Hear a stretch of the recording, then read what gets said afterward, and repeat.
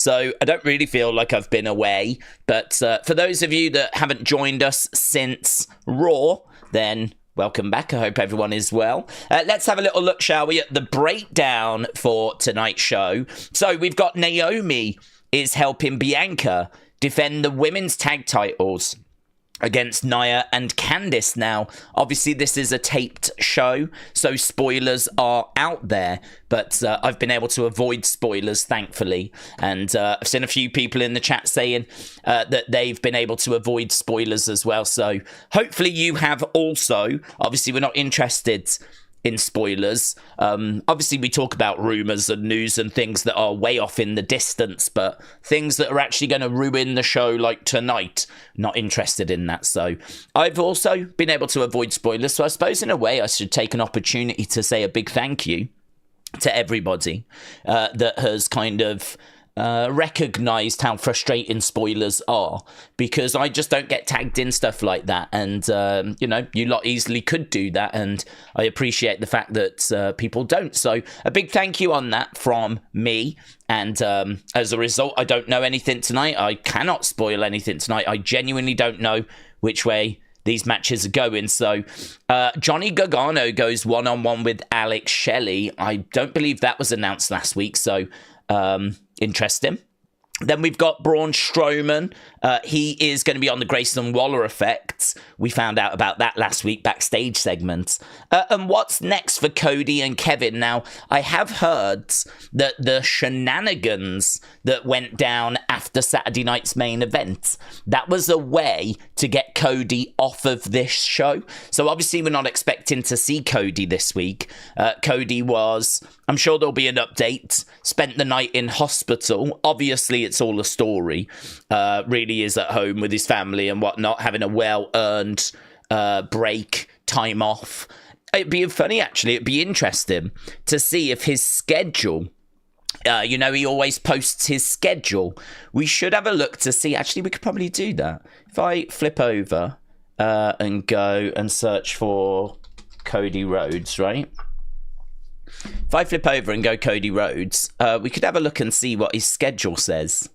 So his schedule, I suppose, because this was a tape show, it was never going to be on there, was it? I was going to say, like, this is his schedule for December. It would be interesting if it said if he was going to be on this show, but it's a tape show, so I suppose we're none the clearer, none the why. Would have been interesting if it had him advertised. And then, of course, like now, because of what happened at Saturday night's main event, he's not, like, available. But because it's a tape show, he would never have been on this anyway. So, none the wiser, unfortunately. That's Cody's schedule. So, we know that he will definitely be back for Boxing Day. He's definitely on that Jacksonville show. He's definitely going to be on SmackDown on the 27th. So, we will see Cody next week. He will be in Tampa, Florida. And then he's doing these shows as well. So, Cody out for this week.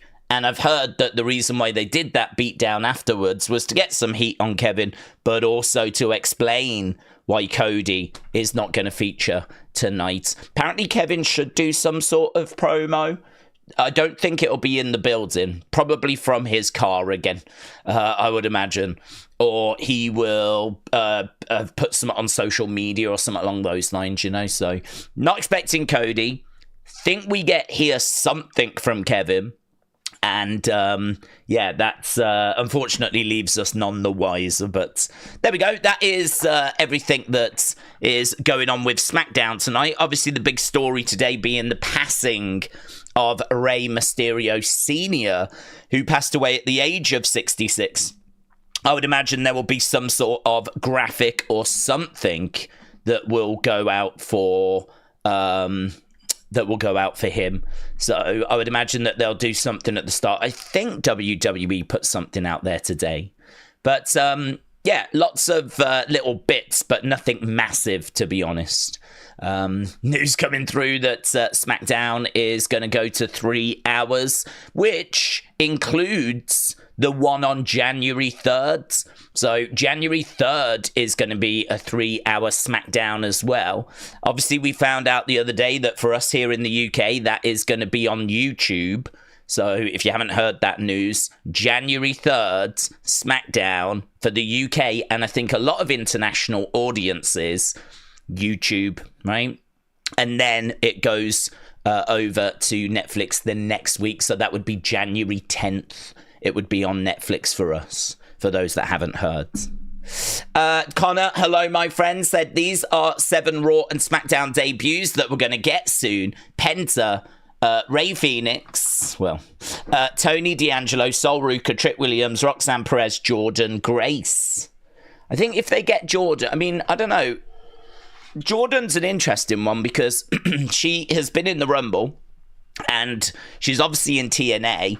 I think they might want her to just spend a bit of time in NXT first. If they signed her from TNA, I don't know that they would go right straight to the main roster for you, but equally, you could make the argument that she's already had a few NXT matches, and being in TNA is, a little bit like being in NXT. But the only thing is, I always think that with NXT, and I keep saying it till I'm blue in the face, it's not like you go there to learn how to wrestle. Some people do, but not everyone.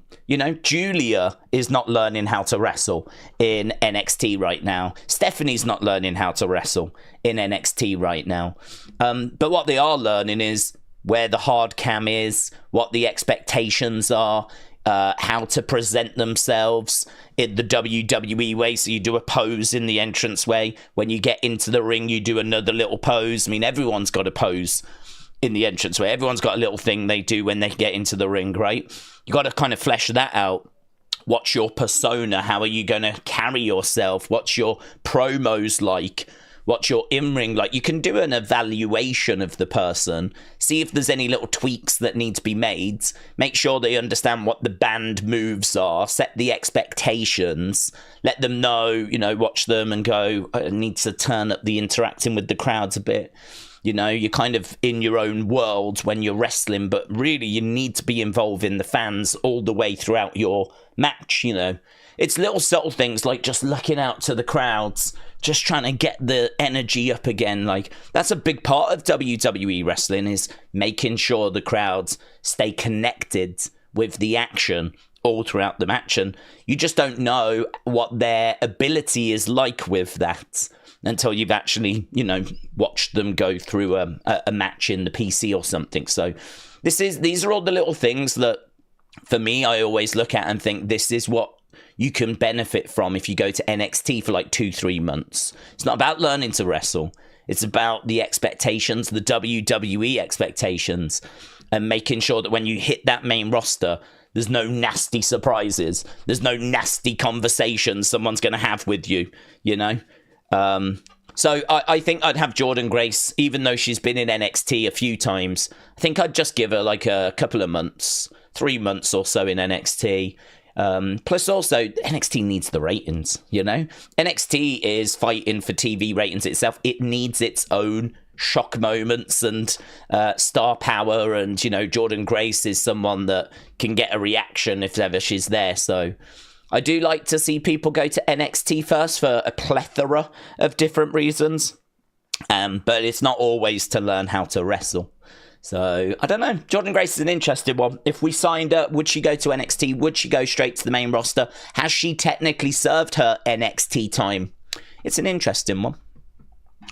But Kim Chains said, R.I.P. Rey Mysterio Sr., you are the true pioneer of Lucha Libre to the wider world. You was a true legend. Rest in peace. You entertained us for many years. There is a lot of people coming out and talking about Rey Mysterio Sr. He had a real impact on the wrestling landscape, and that's really shown itself today with like the amount of tributes that I've seen. It's great to see, actually. It's really great to see. Connor said, Daze, do we see any of these joining Randy and a new faction, Cody? I wouldn't think so. That would feel like we were going backward. You might join him for a match, but not a faction. Javon Evans. He does look up to Randy, so Javon would be down for it, but don't know. I think Javon's going to be in NXT for a while. He's only, 19, 20? Do you know what I mean? Like, there's really no rush when it comes to Javon, unless we want to break that record of youngest world champion. But I don't know. WWE don't seem to want to rush because, to be honest, once you break that records, you know, I just feel like you've got years and years and years. The system is different now. The system is very, very different. I feel like now we've got a brand that you spend time in, which is NXT, before you go to the main roster. And who knows if OVW had this level of exposure and was seen on TV around the world, who knows if we would have called up some of those stars as quickly as we did. And who knows if calling up those stars as quickly as we did was the right thing to do anyway, because look at how bad John Cena's prototype run was. You know, if he had just cooked a little longer in developmental, could we have avoided the prototype era? Could we have got like a more mature John Cena? Could we have got a John Cena that could have hit the ground running a bit better? So, I don't know, Javon Evans, he's someone that you look at as being so skilled, so talented, but other than trying to break that youngest world champion records, I can't really see why you would call him up anytime soon. Nathan Frazier, Brooks Jensen, Lexis, I feel like these are just names, to be honest, but I don't really feel like there's much rhyme or reason behind these. I just feel like it's a list of names.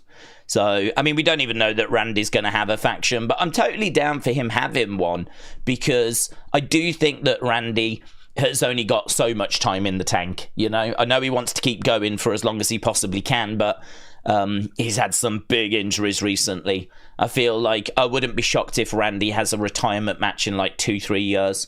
And, you know, just the body is giving out and the body just can't continue. I mean, we haven't seen him in a little while, and maybe he just, you know, wants to spend some time with the family. Maybe he's got a little niggle, I don't know.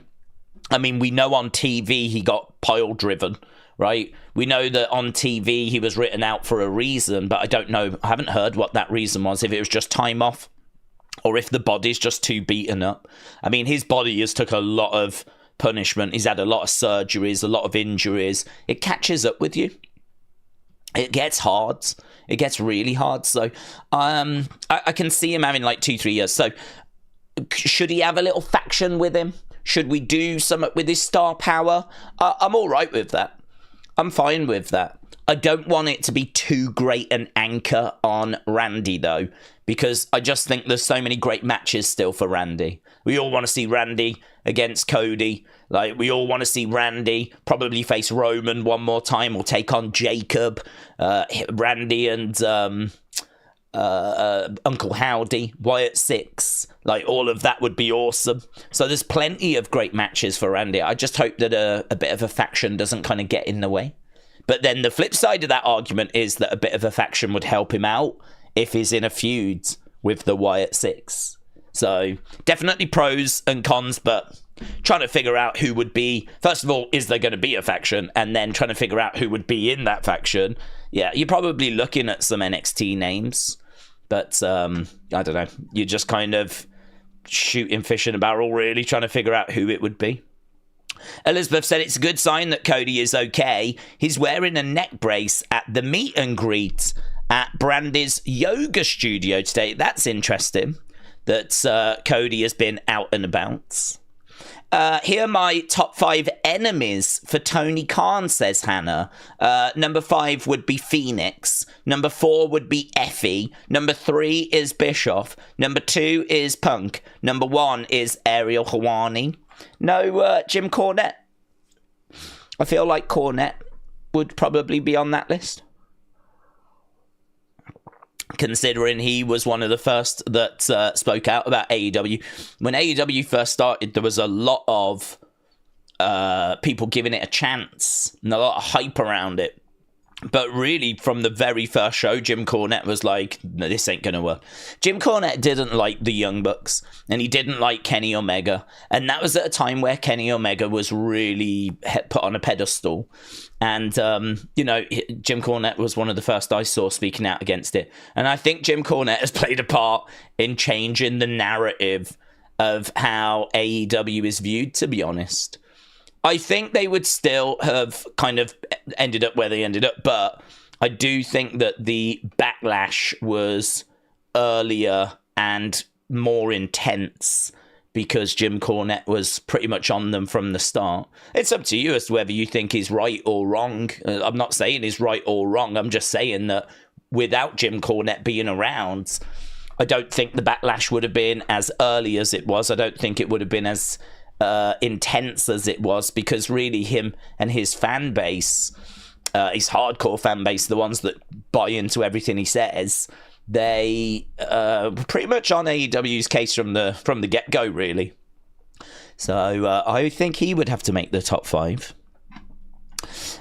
Kim Shane said, faction for Drew. If Roman and Solo are the bloodline, then Drew's faction would be the Blood Alcohol, and it would consist of Gallus, the Highlanders, the Proclaimers, with Rod Stewart singing their theme. That would be amazing.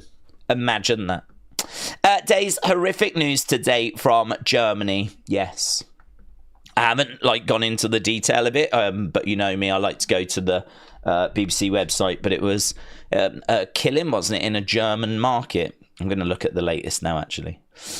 At least 2 dead and 68 injured after a car was driven into a crowd at a German market. Have they said why or what it's related to?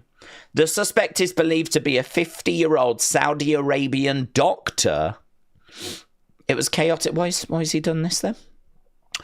Britain's Foreign Office said it's closely monitoring the situation. We're in contact with German authorities following an incident in Magdeburg. Is that how you say it? Magdeburg?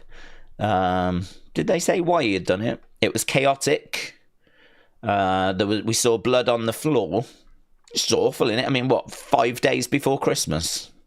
It's 20th here now. Last month, Interior Minister warned of great vigilance being needed at German markets. Suspect acted alone.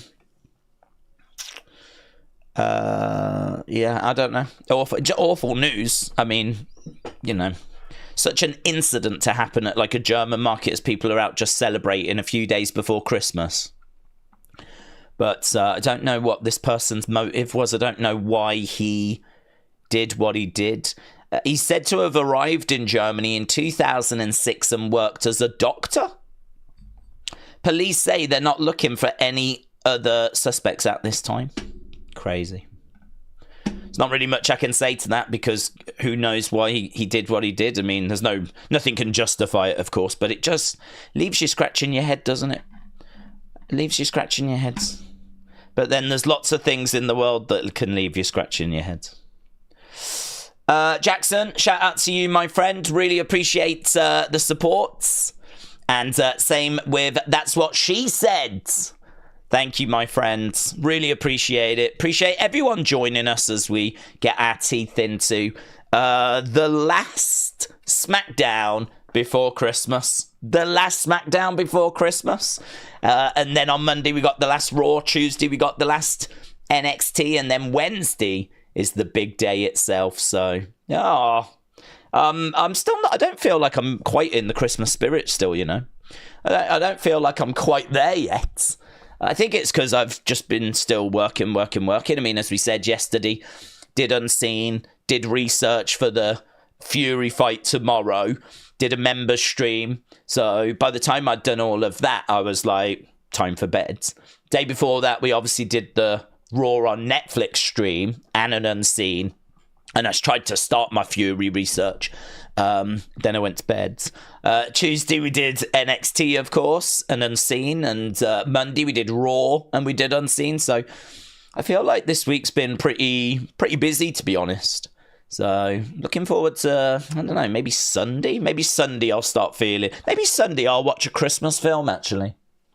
Do you know, my dad watched Red 1, and he is not a fan of The Rock. He doesn't care for wrestling. He doesn't hate it, but he does not watch it.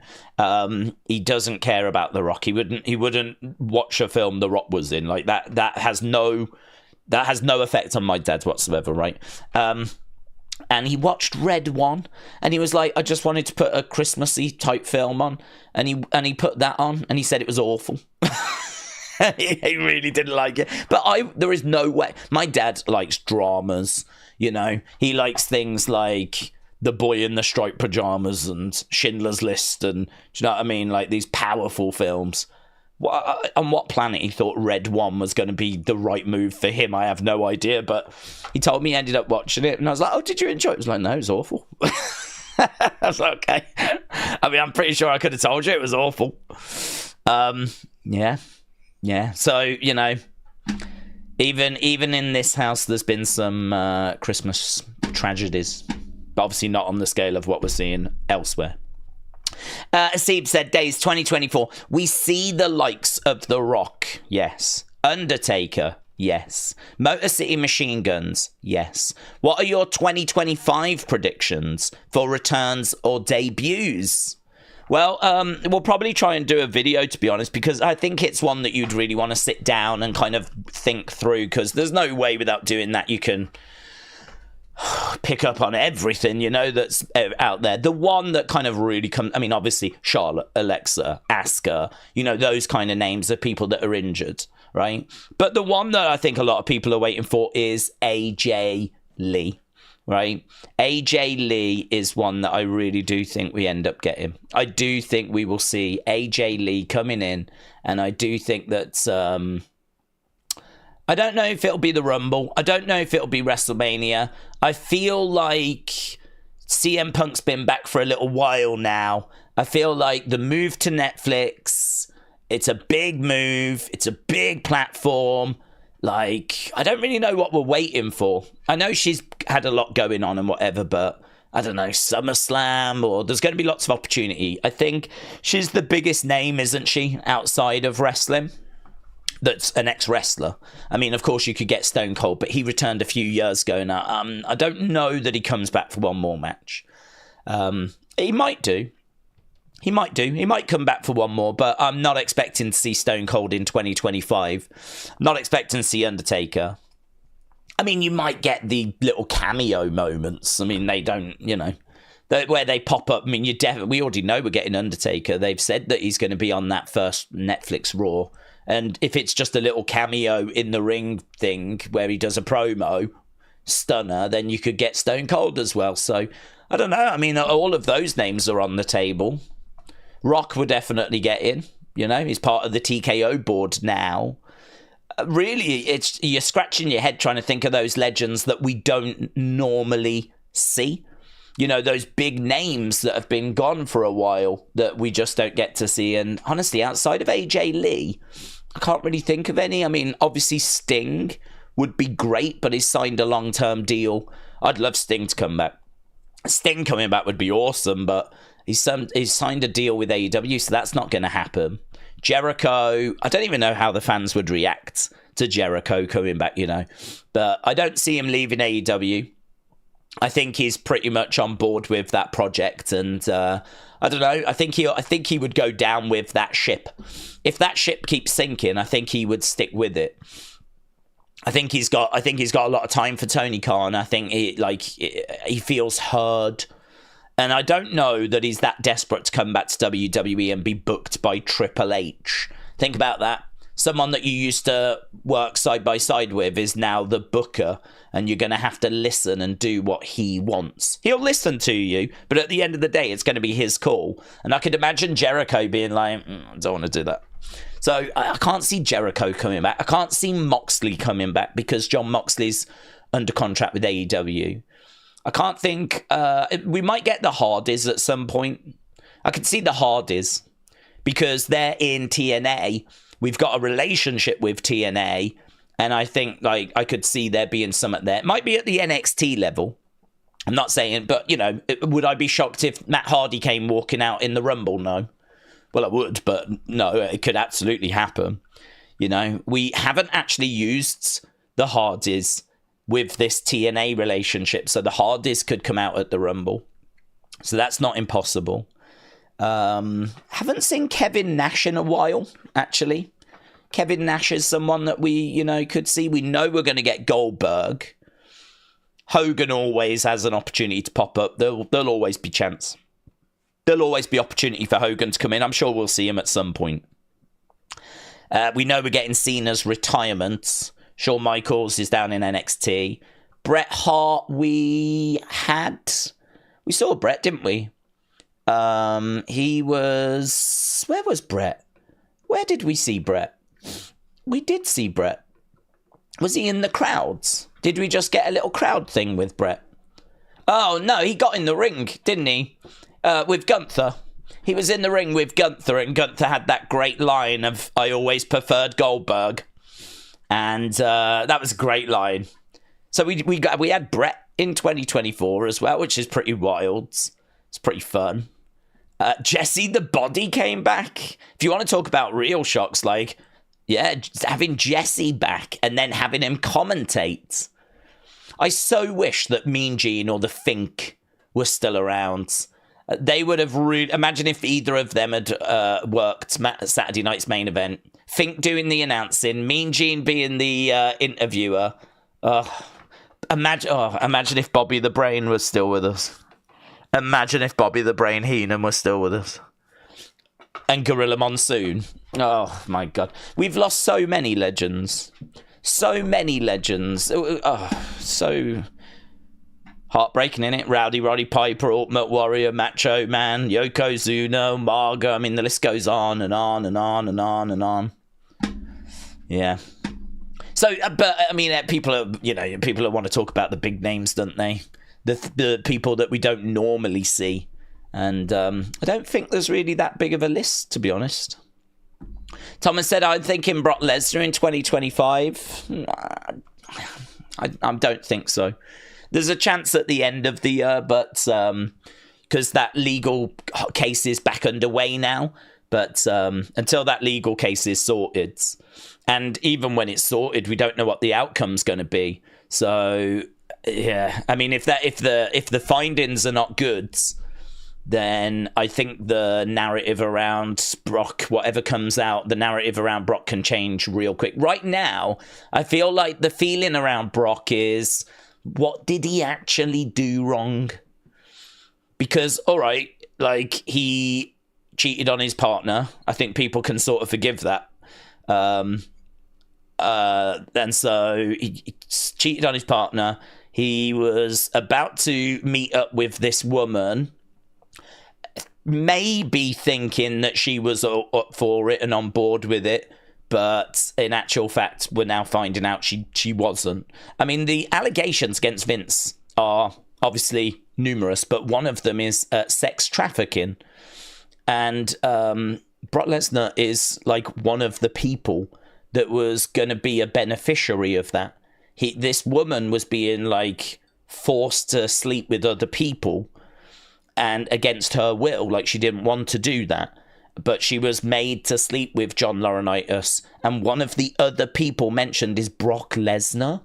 Now, he may have known that she didn't want to, she wasn't willing, or he might have thought she was willing, but he's a big part of this case, you know. He's a big part of this case. And so this is why all these rumours of like, oh, I think Brock's going to be at Survivor Series. Oh, I think Brock's going to... I don't think people understand how serious this legal thing is. I don't think people understand the trouble that all these people are in. Because the feds have been looking into this as well. So depending on how things go, maybe there's a chance at the end of the year. But I'm still probably leaning towards no, I don't think so. I don't think we get Brock. I genuinely don't know if you ever see Brock again in WWE. Honestly, I genuinely don't know that you ever see Brock again. I think things will have to go. We're not just waiting for something to end so that we can bring him back. Like, we need to know what he knew, and there are questions that need to be asked. And depending on how things go will dictate, I think, if we ever see him again. The other thing you've got to remember, though, is that he's so connected with this that even if he's found innocent, seeing him is a connection to Vince. It's a connection to the past. And honestly, business is booming. Do we even need to run that risk?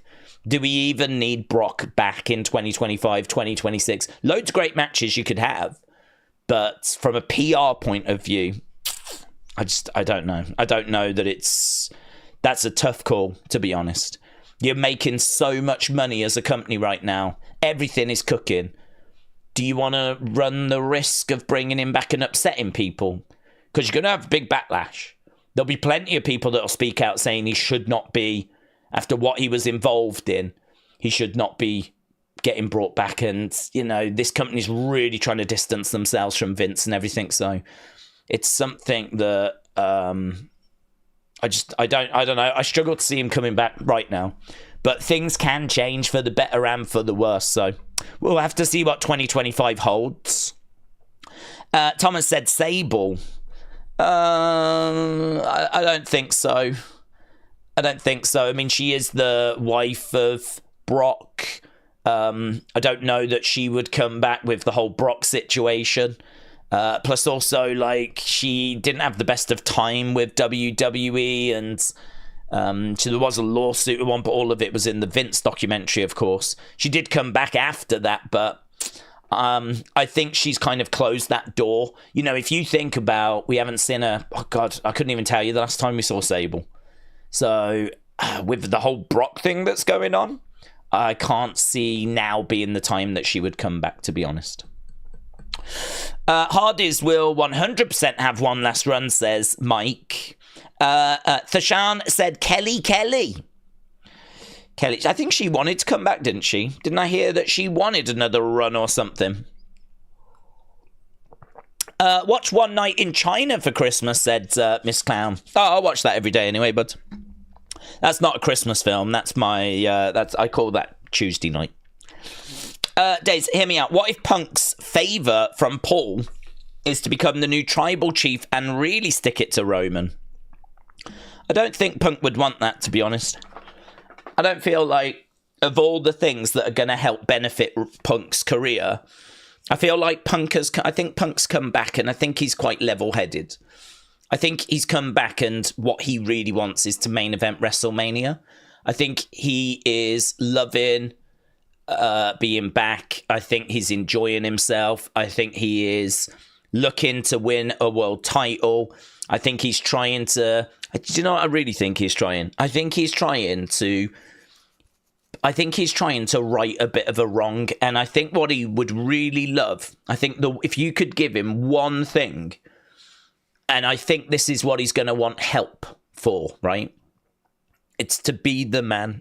Like, I want to main event WrestleMania. I want to be the champion. Give me the ball. Just like they've given Cody the ball right now. Give me the ball. Let me be the guy. Put the championship on me. Let me carry this company. Put me at the front of the poster. I don't want to play second fiddle to The Rock. I don't want to play second fiddle to Cena. I don't want to play second fiddle to anyone else. Put me on the front of the flipping poster. Put me as the headline act. Give me the belt. Give me that run. And I don't even think it massively matters how long that run is. Obviously not a day, but like a month, 2 months, 3 months, 6 months. I don't think it matters. I think he just wants the ball. He just wants the opportunity. And I think that he wants help with that. So him being tribal chief doesn't achieve that. Being tribal chief doesn't make you the man. Solo Sikoa is not the man right now. Solo Sikoa is no closer to main event in WrestleMania because he's the tribal chief, right?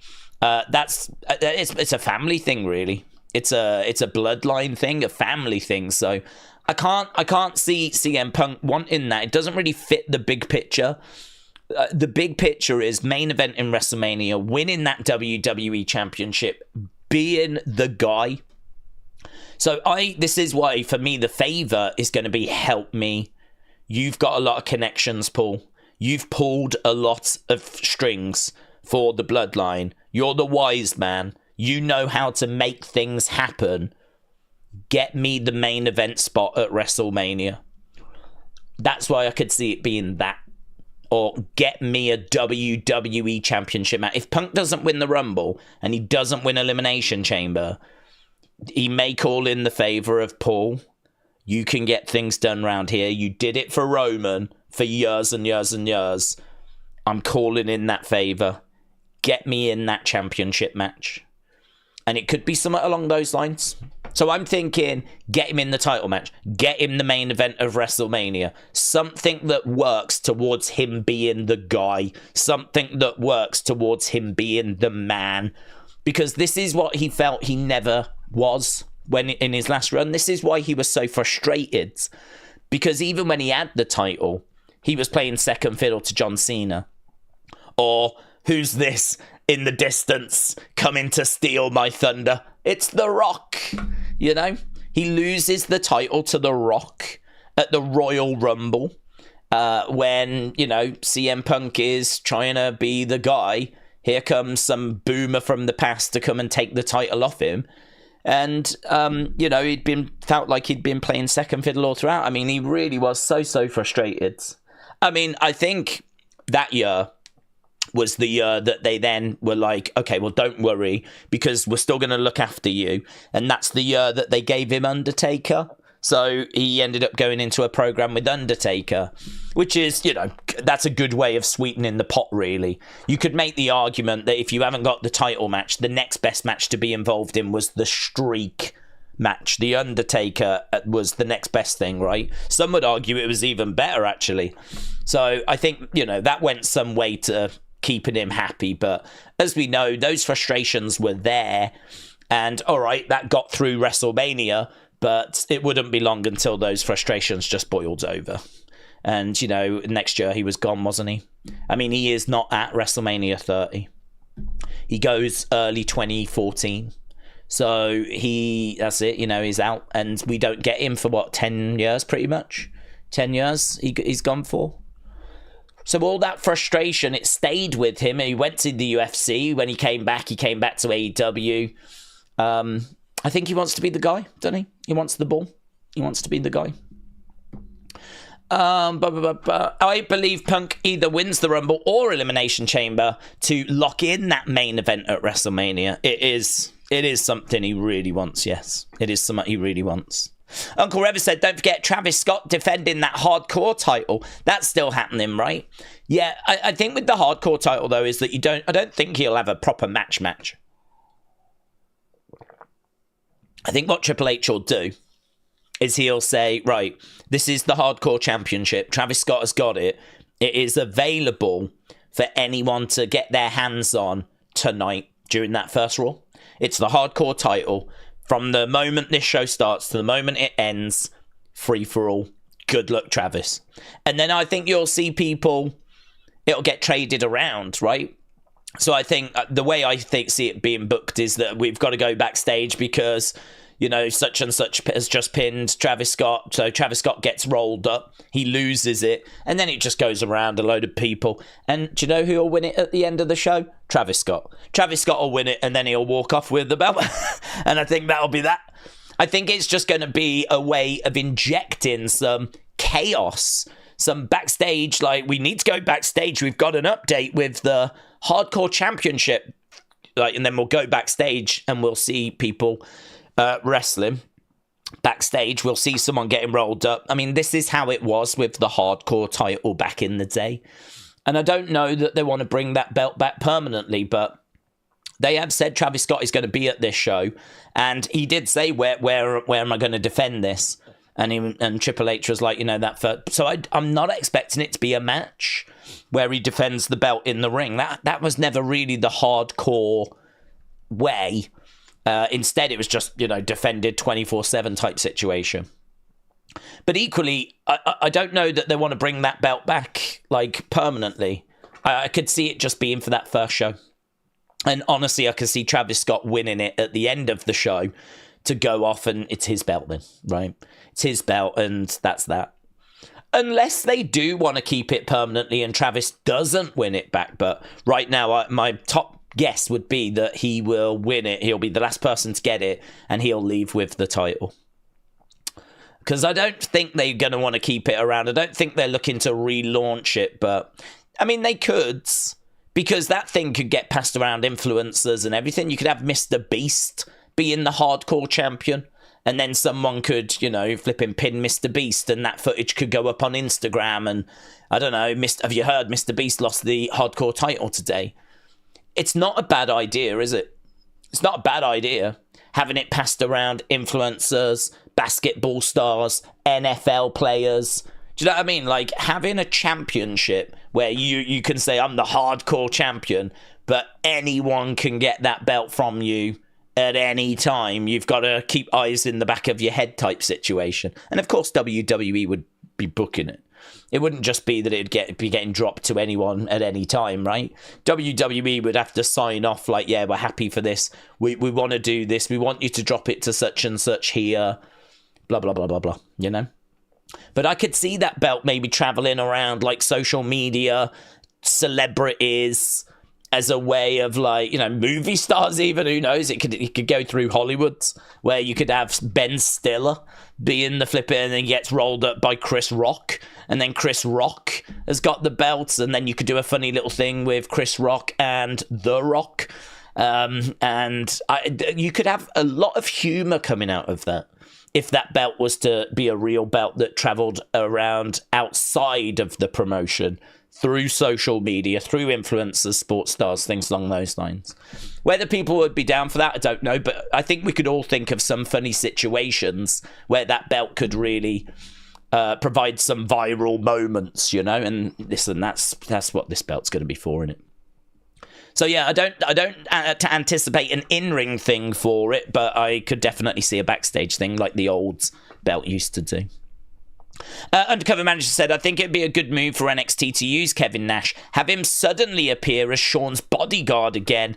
Okay, he's aged, but it would still have presence on screen. Well, I think you could do it as a one-off. I wouldn't do it as a regular thing, but I think, imagine if someone was, you know, a couple of people were stepping up to Shawn and it was getting a bit out of control. Maybe like a big tag team that was upset or something. And all of a sudden, Kevin Nash steps out the office. I mean, that would be a real moment, wouldn't it? Having the two dudes with attitudes back together. That would be really, really cool moment. It's not something that I would personally do long term, but doing it as a little one-off like that could be really fun, yeah. I like that idea a lot, actually. Have we heard that Jim Smallman, member of NXT Creative, as senior writer and producer, has announced he's departing? No, I hadn't, Connor. That's really interesting. That's really interesting. So that's the guy that's helped set up Progress in the UK. And he played a big part in the whole UK, NXT UK tournament. I believe that's how he first came in. And then they liked him, and so they kept him around. And he's been working with NXT. So I don't know why he's departing or where he's going. I would say if AEW have picked him up, that's a good pickup. I'd say that's the kind of person AEW should be getting. Someone that's got like that kind of indie book, but not just any random indie. I mean, Progress is regarded as, I don't know, the first or second biggest indie in the UK. I mean, it's either them or Rev Pro. I mean, those are the two, really, Progress Wrestling or Rev Pro. Obviously, you've got some good ones up in the UK, IPW, and OTT in Ireland. Is it IPW, ICW in Scotland? But you've got those, and Pro Wrestling Eve, the all-women's promotion. So there's a few in the UK. I mean, they're not really setting the world on fire at the moment, I would say. But he really built them up, you know. He made them like a real cool, like something you wanted to be a part of, you know. I remember actually being at work, and a load of people I work with used to love Progress, and they were like, oh, I can't wait to go down to the show this weekend. They were so excited, and it was like really, it was had a cool, like they were part of something, you know. He built that. He was able to achieve that, and he had good booking, good stars, used them logically, everything was set. I mean, like AEW would benefit by having people like that in their creative team. So if he is leaving, I don't know if he's going to AEW or if he's, you know, going back to Progress or what he's doing, but yeah, it'd be a good pickup. That would be a good pickup. But if Gordon Ramsay somehow took over Raw, he would immediately scrap the show due to it being too raw, says Hannah. Well, maybe he would. Maybe he would. I don't know how he feels about sushi. Jacob said the way he spoke in the promo after Survivor Series sounded like he wanted to go after Cody. I see Reigns winning the Rumble, then Punk using the favor. Cody versus Roman versus Punk. I could see that happening, says Jacob. Well, the streets are saying that Roman Punk today is the plan. So Roman versus Punk is the direction that we are looking to go in now. But I don't know if that is where we're going. I don't know if that is what we're going to be doing. Obviously, these plans seem to change quite often. So, yeah, but at the moment, Roman Punk... And I think that's come from that viral moment. I think they might have had an idea of, like, should we test the water here and see how people feel? But that moment where Roman grabs the bar and stops CM Punk from leaving the cage and Punk just turns his head. I mean, that did, like, over 100 million views on social media. Like, I mean, that's it. That tells you there is something here that is massive. There is something here that people are very much invested in. And so the new word on the street is that, yes, that is the direction they're looking to go now. So it might be that Roman and Solo was the plan, but maybe we've just brought that forwards for the first Netflix on Raw. Maybe we will do something else at the Rumble between them, or Elimination Chamber or whatever. But the new word on the street as of today is Roman against Punk. So, I don't know, does that transition to Roman Punk versus Cody? It could do. Could do. I think a lot of it's going to depend if The Rock can compete, because The Rock and Cody was the plan. If The Rock's not wrestling, then who faces Cody? Cena? Randy? Don't know. There's lots of options. There's so many directions they can go. It's what makes it so hard. In previous years, when you were only dealing with like 3 kind of options, it's either going to be that, or that, and you just kind of debate. But with this, you're like, well, could be Punk, could be Seth, could be Drew, could be Cody. I mean, they've really invested in all of those. You know, could be Randy, could be Roman. Like the list kind of, you've got a lot of moving parts here. It's just trying to find the combination that works. I think a good opinions video would not be what do you think is going to happen, but what would you like to see? I think that would be a good opinions video, because there's so many different directions. What do you want? You know, at the end of the day, if you could choose anything for WrestleMania, what would you want it to be? Because trying to figure out what it's going to be keeps flipping changing on a regular basis. Christopher said, I believe Bron Breakker needs more interesting storylines. His IC title championship needs new challengers. Hasib said, are Viper reports reliable? They say Cena Logan is the plan for Mania. Viper reports is not how I know them. Aren't they? Yeah, so, yeah, they are reliable. It always catches me out because I know them. So I think this is a person that maybe works for PW Nexus. So PW Nexus are a good source, right? They've come through with stuff. They reported about the women's mid-card titles well before we got them, right? And there was a few other bits and bobs that they've come out and reported on. So PW Nexus is good. Viper, though, Viper reports, I don't know if that's someone that works for them. If it's, I mean, they do say Viper of PW Nexus. So Viper reports is something new that I've started seeing over the past like month or so, but it is connected to PW Nexus. So yes, I would listen to that. I would listen to that. So, and it looks like quite a few people are listening as well. So John Cena, Logan Paul has been discussed for WrestleMania 41 as per Viper reports. So yeah, I would listen to that. Again, they're connected to PW Nexus that have been right. We're not talking about a big wealth of history there, though. I can name a few things they've done, but I can't say they've been around for like 5 years or anything like that. So, You know, the jury is still out. They've definitely got stuff right in the past, though, which is why I don't have a reason to disbelieve them. I don't believe they're making stuff up. I don't think they're just pulling stuff from nowhere. I think they do genuinely have sources. But, I don't know. They could get something wrong, or they could be off with something, and then, you know, boom. You never quite know. But at the moment, yeah, I would listen. Kapat said, I found out Top Dollar would chokeslam me through a table for free. All I have to do is bring the table, says Kapata. I would pass. I think I could think of a better way to spend an evening than being chokeslammed through a table by Top Dollar.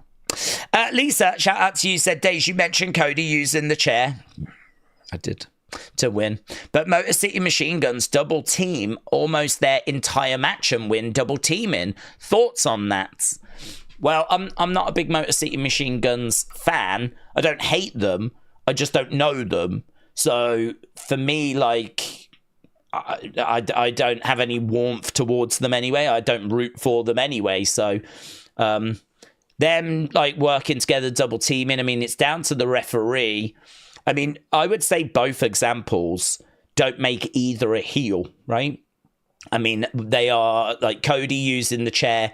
If he'd have gone and got the chair, pushed the referee down, used the chair, and, you know, had gone out of his way to cheat, then that's very different. But Cody actually, he didn't introduce the chair. It was Kevin that got the chair. It was Kevin that was going to use the chair.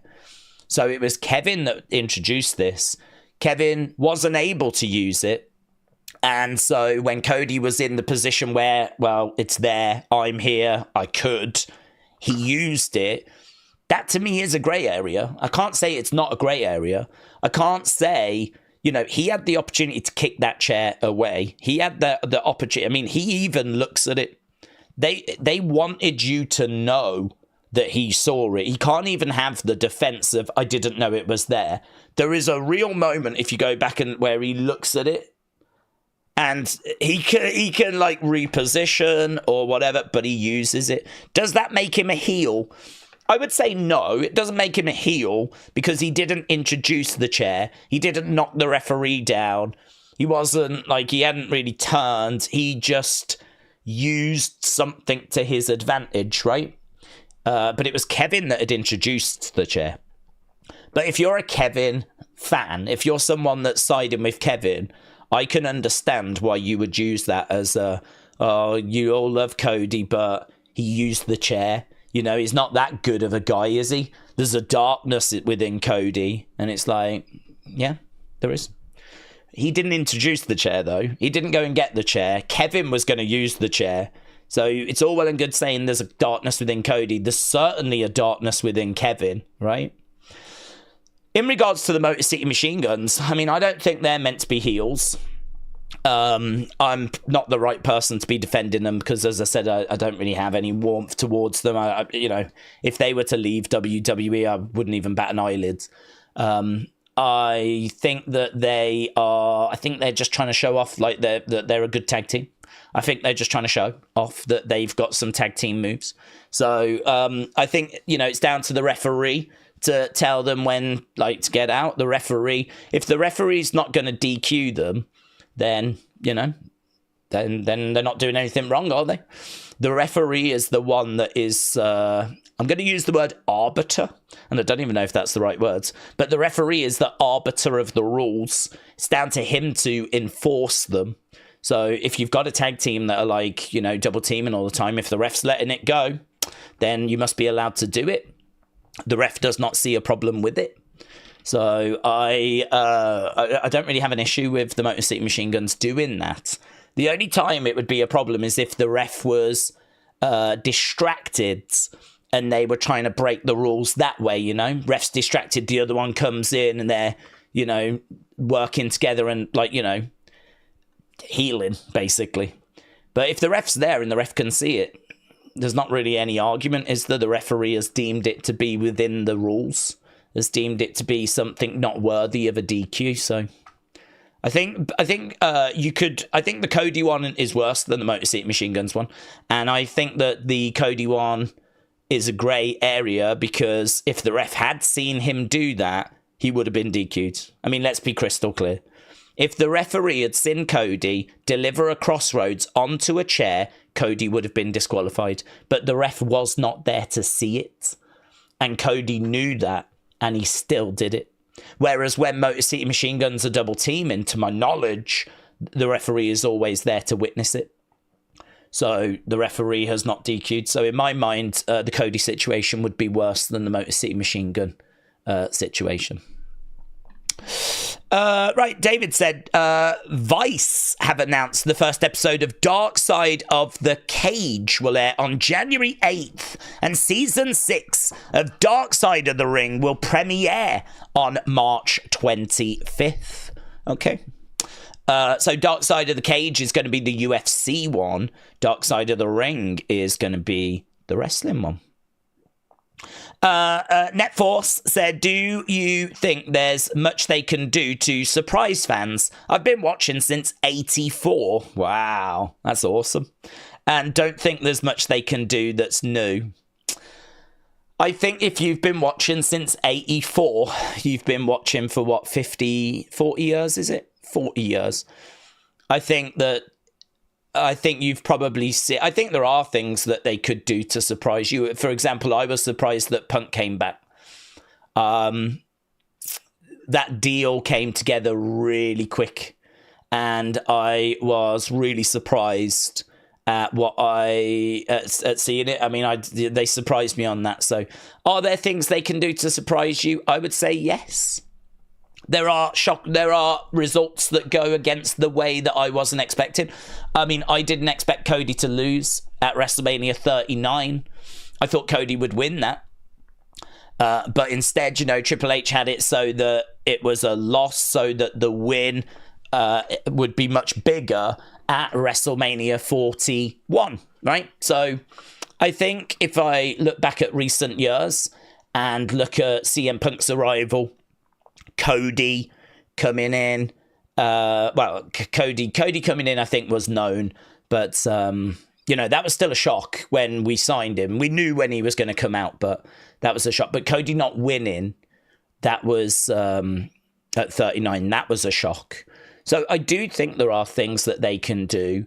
Undertaker popping up when Cody did win, like that was it. I'm trying to think of like the things that really surprised me over the past few years. Those are the ones that are coming to mind. Jordan Grace being used in the Royal Rumble. I didn't see them having TNA getting involved. I know that Mickie James had got involved, but she's ex-WWE. So they wanted her, because she's a legend, to go and get someone that's not been in WWE before, Jordan Grace. And she was the current TNA Women's Champion. Like, that was a big indicator that, well, wow, we're now working with TNA, or there's something going on here. They made her look good as well. So I think storyline wise, with the little like twists and turns, the vast majority I think you can see coming. But I would say if you've watched 40 years of wrestling, I don't feel like wrestling really owes you much, I think if you've had 40 years of enjoyment out of wrestling, I don't feel like wrestling has to worry about continuing to shock you, if you know what I mean. I think that, but the fact that it still can, I mean, I've been watching since, 92, 93. So the fact that I can name a few things there that genuinely surprised me. I genuinely did not see coming, didn't know they were going to happen. Punk surprised me. Cody not winning at 39 surprised me. Undertaker popping up at 40 surprised me. Sammy beating Gunther surprised me. But storyline-wise of, like, this person's going to turn, This person's going to turn on this person or whatever. Although, saying that, the New Day, that going the way it went was a surprise. I mean, I said for a long time, I don't know that it's Xavier that's going to turn. I think the swerve is Kofi turns, because they were making it so obvious that Xavier was the one that was angry and upset and he was turning, right? It was so obvious that you go, this is too obvious. Like, there's going to be a swerve. There's going to be something that goes down here that's going to kind of catch us off guard. And it was a case of, it must be that it's Kofi that turns. So we were talking about that in the build to that moment. And then, of course, we were right. We were in the right area. We just got the wrong conclusion, because what actually happened is that it was both of them turned on Big E. So it was a swerve. It was that it wasn't only Xavier. It was that both of them turned. So that one caught me off guard. I mean, honestly, I was ready for Xavier to turn. And it didn't quite go that way. I mean, he did, but, you know, it didn't go the way I was expecting. Let's put it that way. So, yeah, it was... I think there is still things that can surprise and can still shock, even if you've been watching for a long time. But, you know, the vast majority of stuff in the stories are not going to. But then I would say I don't think that wrestling really owes us anything at this point. I think at this point it's given us so much entertainment and continues to entertain that if the vast majority of things that shock, you know, people that have been watching a few years don't land for us because we've seen it before, I don't think that's like, I don't think we should give wrestling a hard time for that, you know. I would imagine the same is true of, say, I don't know, flipping musical theatre or something. If you're a massive fan of musical theatre and you've been to see, like, musical theatre for 40 years, I would imagine there are certain things that happen within stories, within plots, certain things that, you know, same with music and albums, you know, there's lots of influence that's taken from previous music, previous albums. There's lots of little, like, chord progressions or little quirks where it's kind of borrowed from the past. And I think that it's the same, art is the same as well, you know. A lot of stuff takes influence from the past or is a retelling of the past, if you will.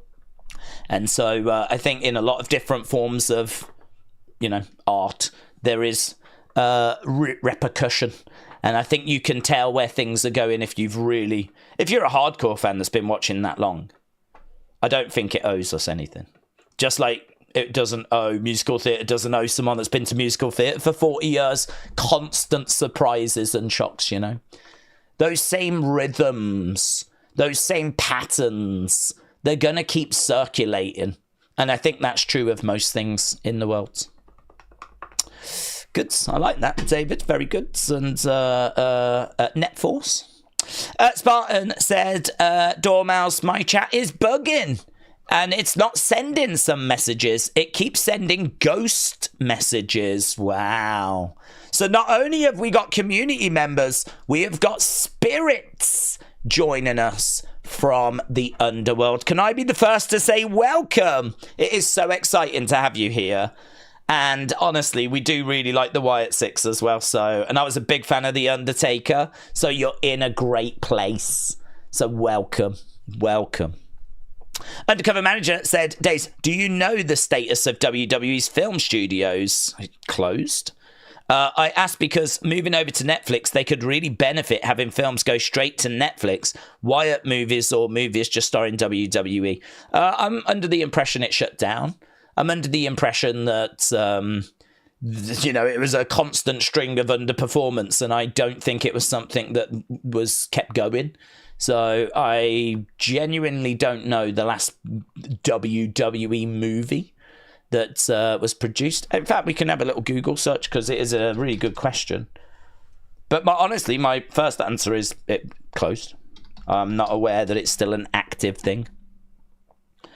WWE Studios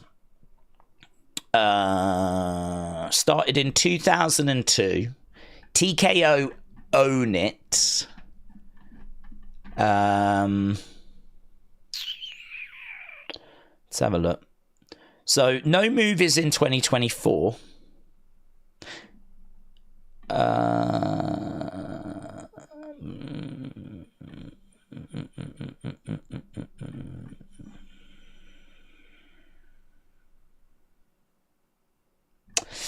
Well, this is interesting, actually. So it looks like what's happened is it's transitioned over to now just making the TV shows. So Bray Wyatt's documentary, that is being listed as being something that they played a part in. The Bianca Belair Montez TV show, it looks like they played a part in that, right? WWE Rivals, the TV show, looks like they played a part in that. Corey and Carmella, do you remember that short-lived Corey Graves Carmella thing? Looks like they played a part in that. Most Wanted Treasures, looks like they played a part in that. But for the past 3 years, this is what they've been working on. Going back to the pandemic 2020, they did the Big Show on Netflix. So they played a part in that. Looks like they did some content for Quibi, when Quibi was a thing, called Fight Like a Girl. So they did something there. They played a part in Ms. and Mrs. But film-wise, you've got to go back to, I think, like 2020, the main event. Do you remember that? Do you remember that? So it was like this kid, a sports comedy film, came out in April. So the pandemic was like a month old. 2020. It was a Netflix thing, and it was called The Main Event. So, I mean, certainly since Vince has gone, we haven't seen any films. And you've got to go back a good few years now since they were making anything. But it looks like they're still active. I thought they'd gone because I haven't seen any films for years, right? But it looks like they now focus more on the TV bits like Rivals, Most Wanted Treasures, Ms. and Mrs., Bianca and Montez. So it looks like they're kind of doing those things now. I never saw that, by the way. What's the thing? It's a 2020 film. Plot: an 11-year-old dreams of being a successful WWE wrestler. His grandmother, Denise, supports his love of wrestling. Leo's dad, Steve, and Denise send him off to school. He rides his bike where he meets up with his friends. They get bullied. A teacher intervenes. God, I don't need the whole story. Just what's the... After school, bullies confront him, blah, blah, blah, blah, blah.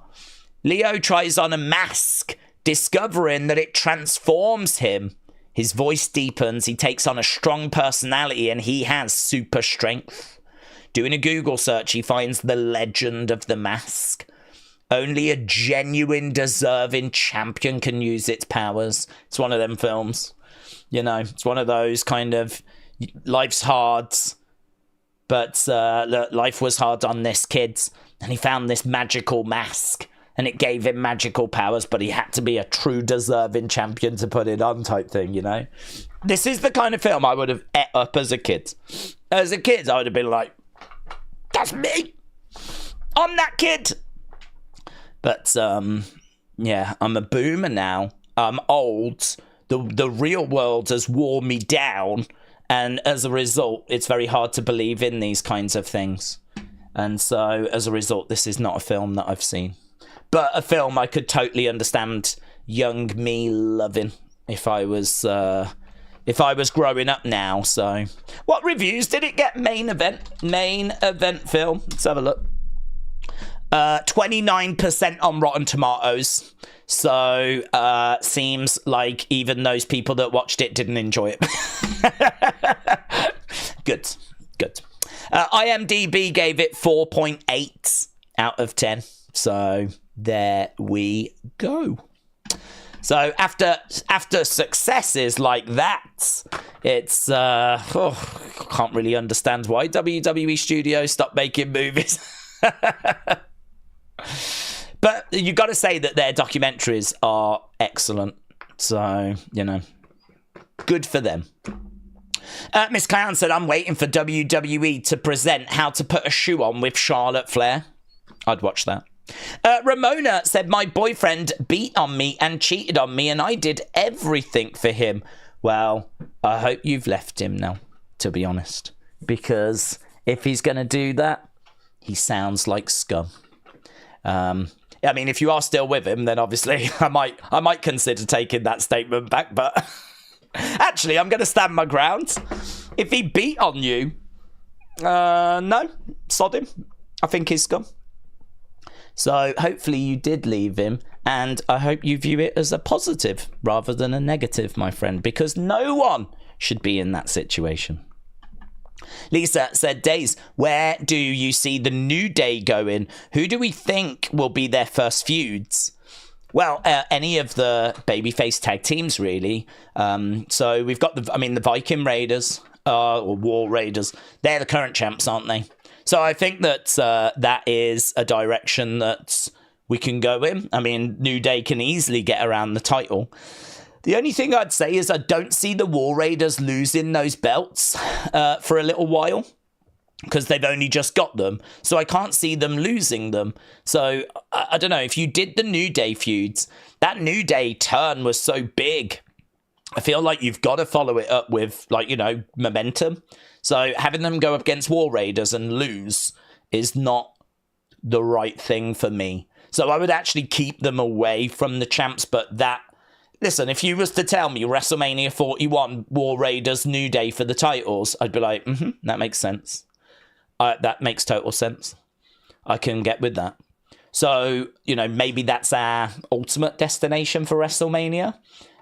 Before, I could see them beating the likes of the Alpha Academy, you know, any babyface teams, really, that we've got on Raw that they can just get wins over. I don't know that there'll be like a big feud for them. I could see them just cheating against a lot of babyface teams, getting wins, maybe even facing some jobbers. I mean, it wouldn't shock me if they brought some jobbers in just so they could really humiliate them. And then, you know, as we said, as we get closer to WrestleMania, set their sights on the tag titles. Wrestle Andy, hello, said, what's favourite Christmas food? What's yours? What's everyone's favourite Christmas film? What is everyone's favourite Christmas film? Food, sorry. It's because I've still got main event in front of me. I'm going to take it down. It's messing with my head. Yeah, what's everyone's favourite Christmas foods? I would probably go... Do you know, I can't really think of anything that jumps out. I can't really think of anything. I mean, turkey I find quite dry. Having all, like, vegetables and everything, I mean, if you in the UK, I mean, that's a Sunday dinner, isn't it, really? I suppose pigs in blankets are something you only have once a year. So I don't know if you have those in America, but it's just little sausages wrapped with bacon, and that's it, really. It's just bacon wrapped around a sausage. It's called pigs in blankets. But that's a Christmas thing. You wouldn't have that weekly. I'm trying to think what else. I mean, Christmas pudding's okay, but I don't love it. I'm not like, yeah, let's go. You know, Christmas pudding. Do you have Christmas pudding in America? I'm guessing you do. I don't know, honestly. I'm trying to think. I mean, at Christmas, you know, we will always get like more chocolates and things in the house than we normally would. Do you know what they do at Christmas, which you can't get so much the rest of the year round, or I struggle to find it rest of the year round? I've really took a liking in recent years to popcorn, right, in a tray covered in chocolate. So it's like a bar, but it's got lots of like biscuit bits sprinkled on top, lots of like little candy bits sprinkled on top. And I mean, you pick the bar up really because the chocolate has kind of covered the popcorn, and you can snap it off, and it's like chocolate, it's popcorn, it's a bit of biscuit bits and whatever. I only tend to see those things around Christmas. Don't tend to see them the rest of the year round. Maybe Easter, you would get something like that. But it only tends to be those big kind of like holiday moments that you get those type things. So they tend to pop up, and then they tend to arrive in the house because, you know, my mum loves those. And so, yeah, there's like bits like that really. But I don't know. I can't really associate anything other than mince pies, Christmas pudding, turkey, cheese boards, but you can have cheese board any time of the year. We just only have it at Christmas, really. That's it. I can't really think of anything special. I mean, for Christmas lunch, that's what we will have this year, is, you know, the proper dinner thing. Then later in the day, whatever's left over You know, if there's turkey left over, it'll go on a sandwich, something like that. Dessert-wise, I don't know. Sometimes you can find some pretty exciting new desserts just for Christmas, but they change them every year. Like, it's normally like some sort of, you know, bonkers cheesecake or bonkers chocolate dessert or something like that, you know. But if you go to our grocery stores, if you go to like Asda, Tesco, Aldi, they tend to work on their Christmas food lineup all year. And then there's a book that will come out. So I'm sure it's the same in America, or Canada. But here, like, you can go to the supermarket and you can get a little Christmas book that's got all the turkeys that you can order, all the different meats, all the party foods, all the desserts, like all the wines and things they've got for Christmas. Stuff they've, like, you know, bought in bulk and sorted in bulk for Christmas. And you can sort of flick through and have a look and see what you fancy. And they do that for, like, Tesco, Morrison's, Sainsbury's, Asda, like, all the different grocery stores. We don't have Walmarts over here. We have Asda, and we have Tesco's, and we have Sainsbury's, and we have Morrison's, and Aldi, and Lidl. We've got a few different, like, supermarkets. I think they all tend to come out with, like, a little bit of a Christmas booklet. But they change it every year, don't they? I mean, it's not like every year they do the same desserts. I mean, obviously, turkey's a flipping turkey, but yeah, they do things like 3-bird roasts, don't they? We did have that one year. That was pretty quirky. It's like a bird in a bird in a bird, and you just put it in the oven and cook it, and it just cooks, and then you've got 3 different meats. So that was pretty wild. 3-bird roast. It's pretty grotesque if you think about it. A bird in a bird in a bird. But, you know, it was pretty fun. But yeah, it's just going to be turkey, innit? I'm quite interested to know what people have said, you know. Do you like Brussels sprouts? Yeah, I do, actually. I'm not too bad when it comes to veg. Just like most kids, I wasn't keen when I was young, but I think as I've grown up, like, and matured, I kind of appreciate, like, that vegetables are important, and I don't find them a chore to eat, to be honest. I do like my carrots to be quite firm. I don't like soggy carrot. I do like them to have a little bit of, not crunch, but I suppose a bit of something to them. I don't like them to be too soft, mushy, or whatever. I suppose same with peas as well, really. I'm more into, like, garden peas than mushy peas. Brussels sprouts, yes. Roast potatoes, beautiful. Used to hate red cabbage. Red cabbage was on the plate, forget it. I'm not having anything. Now you've ruined it. But no, I don't know what happened. I think I must have had it when I was young and I didn't like it. And then that was it. In my head, I hated it. And then I tried it again as an adult and I was like, oh, this is all right, you know. Like, I can vibe with this. This is fine. And so I'm trying to think if there's any vegetables I don't like now. And I don't think there is. Cabbage, parsnip. I love parsnips. Oh, my God. Parsnips might be the king of vegetables, you know. Parsnips might be the goat. Love parsnips. Brussels sprouts are fine. Peas are fine. Roast potatoes. I like mash. I'll take mashed potatoes. But I do like it to be quite fluffy. I do like it to, you know... I'm not a fussy eater. If someone was to give me mushy peas and give me flipping, rock hard mash, then, you know, I'd eat it. But, like, I don't know. I've got a preference as to how I would like these things to be, you know? I'm sure a lot of people are in the same boat. But no, I'm not. I really don't consider myself a fussy eater, actually. There's not much that I would turn down. Do you know one thing I don't like is cherries? I don't know why. I just cannot get on with cherries. Just don't like cherries. But other than cherries, I can't really think of much I don't like. I don't like cherries. But no, pretty much, yeah, just give me everything. Yorkshire pudding, lovely. Potatoes, mash, roasted, lovely. Brussels sprouts, lovely. Broccoli, don't love it, but I'll eat it. Parsnips, the goats as I like to call them. Sweet potato, yes. Mashed potato, yes. Oh. Do you know what I'm not, though? A big eater. I'm not a big eater. So as much as I'm like, yeah, actually, you know, plates, right? You know, you've got that kind of center bit of a plate. So you've got the edge and then you've got the center bit. I've got a new sort of mindset now. And that is, make sure that that center bit is full and is covered. And, you know, even if it's a little bit heaped, that's absolutely fine. But I don't really try and have it going past that. That, to me, is more than enough.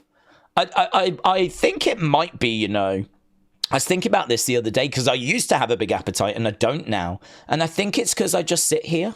I think because I sit here and I talk to you guys, I don't need all the calories anymore. Before, when I worked in a shop, I was, you know, running up and down stairs, going to different floors, carrying stock, constantly doing stuff. Now I sit here and I talk. So I just don't think my calorie intake is needed like it used to be. And so as a result, I find that naturally now my body's like, no, I'm not a big eater anymore. Not a big eater. 3 meals a day, but 3, you know, what I would imagine a lot of people would class as small meals, really. Not like filling the plate. It's, oh my God, let's go back for seconds. I couldn't do it. My body would be like, no, we're out. We're tapping. I'm just not a big eater, yeah. James said, did you watch the new Bullseye on Sunday? Freddie is the new host. No, I didn't. I did see that we did have that coming back and that Freddie was going to host it. I like Freddie. But no, I didn't get a chance to watch it, unfortunately. George said, the wife and I watch you daily. Thank you for what you do. What is your favourite? Well, thank you as well, my friends. And shout out to your wife as well, George. Georgette. George and Georgette. Thank you. Favourite fast foods? What's the best present you've ever received? Thanks. From Niagara Falls. Do you know, I've been to Niagara Falls twice. And I stayed in a hotel and knew that the WWE shop was around there, but didn't really know where. And I was with a few people that weren't that bothered by wrestling. So I was like, oh, I hope I see it. But, you know, if not, you know. It's not really why we're here. We're here to see the Falls. I was with just some mates. And flipping, looked out the window. First thing I see is a giant flipping poster that had like Cena's face on, Edge's face on. I'm like, it's there? Oh my God. I was like, guys, we're going to that shop. It's only there. And they were like, yeah. And they're like, do you want to go now? I was like, yeah, I do actually. So we went to the room, dropped the stuff off, and then we went to the WWE shop. This is a good 15, 16 years ago, of course.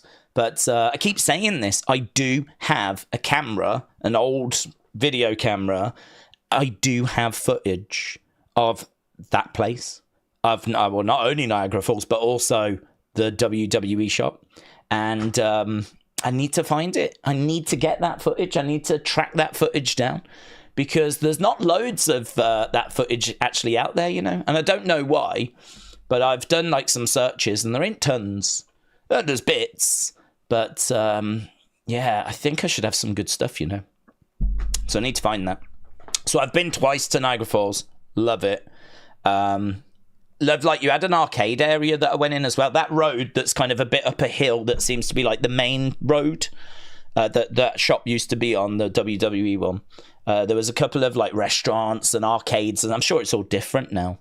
But I remember there being like a chocolate shop on the corner where it was like Hershey's and all this kind of stuff in there. It might have been a Hershey's shop, actually. Our hotel was not too far down from that. But yeah, it was right by the falls. You could, as you were walking on the street, you could hear them in the background. So I've got a lot of love for Niagara Falls, got a lot of affection for that place. It's a really... It probably because I was on holiday and I don't know the area, of course, but it felt like I was quite isolated. I felt like there was Niagara Falls, there was this street. I'm sure there's other places, but for me, that was my world for like a couple of days, and it felt quite... There's the falls, there's the hotel, there's that street, there's the WWE shop, there's the arcade. It all felt very close. And it felt like this little world. It was kind of a weird feeling, really.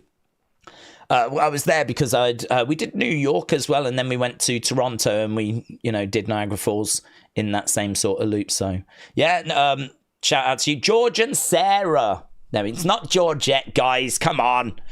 It's George and Sarah. So, George and Sarah at Niagara Falls. Hope you are well, and you live in a lovely place. Favorite fast foods? That's a good question. I'm not really a fast food person. I'm not against it, but to be honest, we don't have it that often.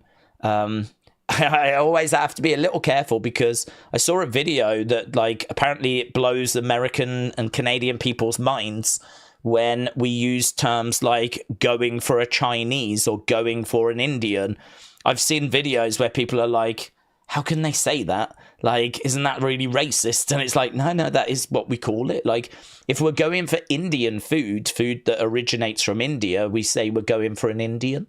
If we say that we're going for a Chinese, it's because the food has originated from Chinese. So it's like we're going for a Chinese meal or we're going for an Indian meal. But I saw this video that freaked me out because it was these Americans going, I can't believe they say that. That is so bad. And I was like, why? Why is it bad? Why is it bad? We all say it over here, and it's not bad. We say we're going for an Indian, we're going for a Chinese. It's not bad. We're not, like, throwing shade or anything. It's like, if we want Chinese food, we go for a Chinese. It's not bad. I think they were coming from, like, it's a stereotype type thing. I don't know. It got me worried. Now I'm like, am I allowed to say that? I don't know. Well, I'm saying it because that is what we say over here. So, yeah, like an Indian, a Chinese, like we do have... You can find one of those in most towns, most cities. And when I say most, I think all. I can't think of a town, certainly not a city, but I can't think of a town that wouldn't have an Indian restaurant or a... Do you know, there was... where I used to live in Stourbridge, there was a little village up the road called Wollaston. They had an Indian and a Chinese, and it was literally a road. There was a road not that long that had, like, a little convenience store, a post office, a charity shop. It had a few bits and bobs on it, right? No, it was just not a very long road. Even that place had a Chinese and an Indian. Right, so, I mean, you bump into them wherever you go over here. And, from there, you're going to be getting your curries from your Indians, your vindaloos, your chicken tikka masala is obviously very popular over here. So, I mean, all of that with, like, a nice naan bread, which has got a bit of meat in it. Just a normal chicken curry, pillar rice, naan bread, something like that. Lovely. Obviously, everywhere's got a pizza takeout place. Domino's, Papa John's, all of those are everywhere. So, we've got a Domino's up the road, actually. So, probably once or twice a year we might have that. Maybe a little bit more, we'll have an Indian. A Chinese is obviously going to be your sweet and sour stuff, your chow mein, your chop suey stuff, all that kind of stuff, Peking duck, spare ribs, all that stuff. So, yeah, sometimes you'll have that. Sometimes that. Everywhere's got a fish shop. There's a fish shop in every town over here. Every city, you'll find a fish and chip shop. We got one again up the road that way. There's a fish and chip shop. So, I'm trying to think what I would class as my favourite, though, to be honest, out of an Indian, a Chinese, pizza takeout, a fish and chip takeout. Probably be the pizza, which is really boring, actually. But if I was to have one, probably the pizza. I do like a curry, though, but I don't like it if I'm streaming. Sometimes it can sit a bit heavy and you're, like, a bit uncomfortable, Suppose it depends how spicy you've gone. But, yeah, sometimes it can sit a bit heavy and you're a bit uncomfortable and you're like, you just want to kind of undo your top button of your jeans and you just want to, like... And obviously that's not really the right mindset to be in if you're streaming. So I would probably avoid that if I'm streaming. But yeah, probably a pizza. I do like a nice doner kebab from the chip shop. So that's going to be like a pita bread or some sort of wrap with doner meat on.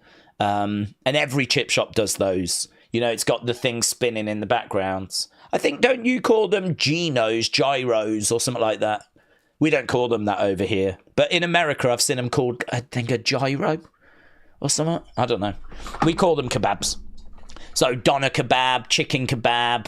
They're put on a thing that rotates, cooks, and then they shave it, really. They shave it off and then put it onto the breads. And then you can have, like, your mayo and your chili sauce and everything. Oh, it might be that, actually. But the fat content in that is like, ugh, mate. Honestly, you're probably done for the month. So you gotta be careful with these. I have sitting here all day. This is stuff I have to, you know. But it's all right for me because I mean, I'm lucky in the sense of I live in the countryside. So that means that it's not really like I can't just walk up the road and go to the, you know, if there was one walking distance, I'd be dead. I mean, I'd be there all the time, but there isn't.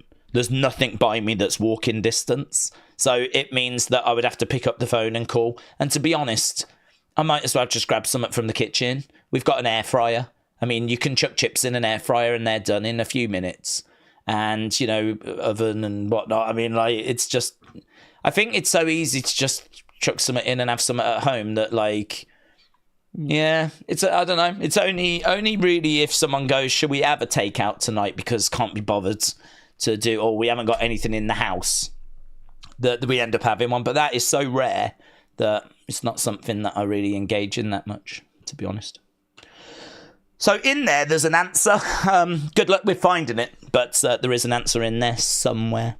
So George, thank you, my friend. Shout out to you. Shout out to Sarah. I really appreciate all the support. WrestleBuzz said Poo-Tang pie and a 6-pack is all I need for Christmas. WWE should sell a rock-inspired Poo-Tang pie, which could be like some sort of pumpkin flavour or something, you know? And that could be pretty fun. Get it from Euroshop. Get it from WWE Shop for Christmas. Maybe it's got like some sort of rock cardboard image that's sticking out the top or something that you can... for the wrestling fan that wants the centerpiece, you know? They could sell some Poo-Tang pie. Matt Carney, shout out to you, my friends. Matt said, you seem like a somewhat independent individual. All the single ladies. Are you able to push back on certain trends? Yes. You have to watch this TV show, or you have to listen to this new band, or does the world win? No, I think I'm very level-headed, actually. I think I'm very good at being able to make up my own mind. Like, I'm not someone that tends to follow the crowd because that's what the crowd are doing. I think I am quite good at analysing and thinking, is that the right thing for me to do?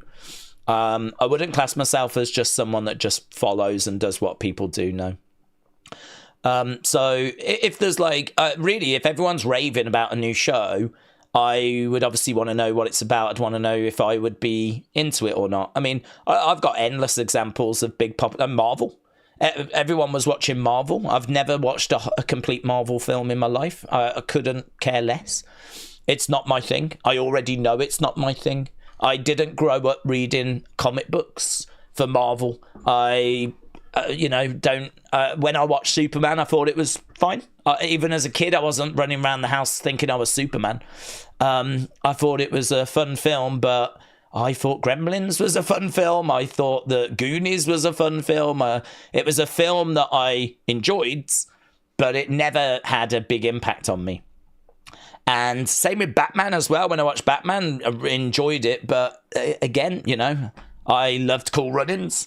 And I loved lots of films. Honey, I Shrunk the Kids. Problem Child. Loads of films when I loved Mr. Nanny, Suburban Commando with Hulk Hogan, You could look at them now as bad films, but when you're a kid, Groundhog Day, great film. So, Mrs. Doubtfire, love that film as a kid.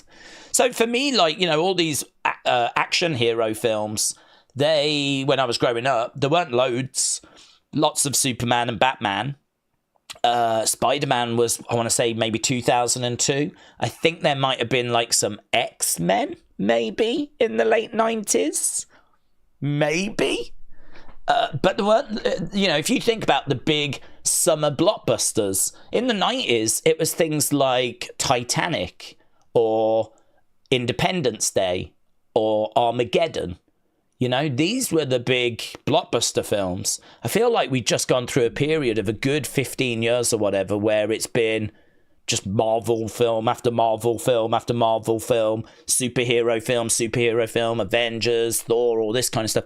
I have never watched one. I've seen bits. I mean, it's unavoidable, isn't it? You know, you're flicking through the channels and you'll stumble across one, or you're, you know, on a plane and you be like, I can't find anything. Let's see what this is like. You might give it a go at first, but no. I already know it's not my thing. I know it's not something that I'm going to care for, and I know it's not something I'm going to enjoy. So I didn't need it. I've never seen them. Same with Lord of the Rings. I kind of watched a bit of that and I was like, nah. So when everyone was going crazy over those films, and then the Hobbit films came out, not for me. When everyone was going crazy over Harry Potter, not for me. I don't know. I think I'm quite good at not following the crowd, getting caught up in the hype of stuff. Although saying that, if there's a product or an album and it's something that even remotely I could like, right? I'd have to look at it and go, yeah, I think I could like that. If I even feel remotely that way, then I am hooked. Then you can get me with the advertising. Once that little hook is in, once you've got me a little, there's a good chance you can get me.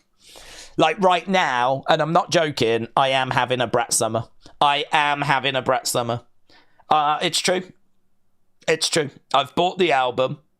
I am having a Brat Summer. I didn't have a Brat Summer during the summer. I was too busy. But now that it's getting to Christmas and I'm looking at all the end of the year polls for like best films of the year, best albums of the year. This is one of my favourite things to do at the end of the year, is look at what were the best films, what were the best albums, and actually look into that. And it's just Brat. Everyone's talking about flipping Brat. And obviously we went through a Brat Summer and I didn't have time for it. I never heard it. And I listened to it. I was like, this is all right. I don't mind this at all, you know. This is all right. And so then, like, you start going, okay, yeah, I'm in. And now I'm just fully, I'm having a Brat Summer now in December. So I ordered the album. It should come on CD because I'm a boomer. So, you know, I know that you do these streaming things, but I would rather a CD, thank you. So that's on the way. And I might have a Bright Christmas, actually. So, yeah, I'm looking at that. And I don't know, film-wise, I thought I was going to go and see Joker, because I like the first Joker, but then the reviews are so bad, and I heard it was a musical. I'm out. I'm not even interested. So, I'm not interested in that. I need to have a look and see what the best films of the year were, actually.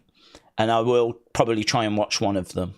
But no, I think I am pretty good at, like, I know what I like, I know what I don't like. I'm pretty good at going, no, I don't agree with that, or I don't feel that way, and I know the reasons why, and I know if I'll enjoy it or if I won't enjoy it. But if there's something that even remotely is like, okay, I can see there's something there, there's a good chance after a while, after all the hype, that it does get me, you know. So yeah, I'm, as an example, having a Brat Summer. So there we go. Would I listen to that album if it wasn't so big on the end of year polls? Probably not. But because, like, all the critics are like, you know, like that, you know, the Needle Drop guy, he gave it 10 out of 10. I haven't seen, he's doing his lists at the moment. I haven't seen where he's put Brat. I think, is his best albums up now, actually? I'm sure you know the guy I mean. He's like everywhere, the busiest music nerd guy. I think everyone knows him. Needle Drop dude. He did his best singles yesterday, so I wonder if he's done his best albums today. Needle Drop. Let's have a look. Not yet. There's these are also the Needle Drop dude. Nearly 3 million subscribers. You can see I've watched best singles. I've watched worst albums. I've watched worst singles. So I've watched those 3. Not really bothered by EPs or honourable mentions. His next one, I think, will be best albums. So I am waiting for that video to drop. And there he is, look, having a Brat Summer as well. So that's like me right now. So, yeah, I am looking at all these kinds of lists now that we're getting to the kind of end of the year. And I can be swayed by those lists. Cynthia said, Daze, if I'm ever in the UK, I would love to see you and hang out, says Cynthia. Oh, Cynthia, you'd have a great time. You'd have a great time. Certainly if we were in Birmingham. I know all the places. I know all the fun places in Birmingham. London, I know a few. I know a few good places in London.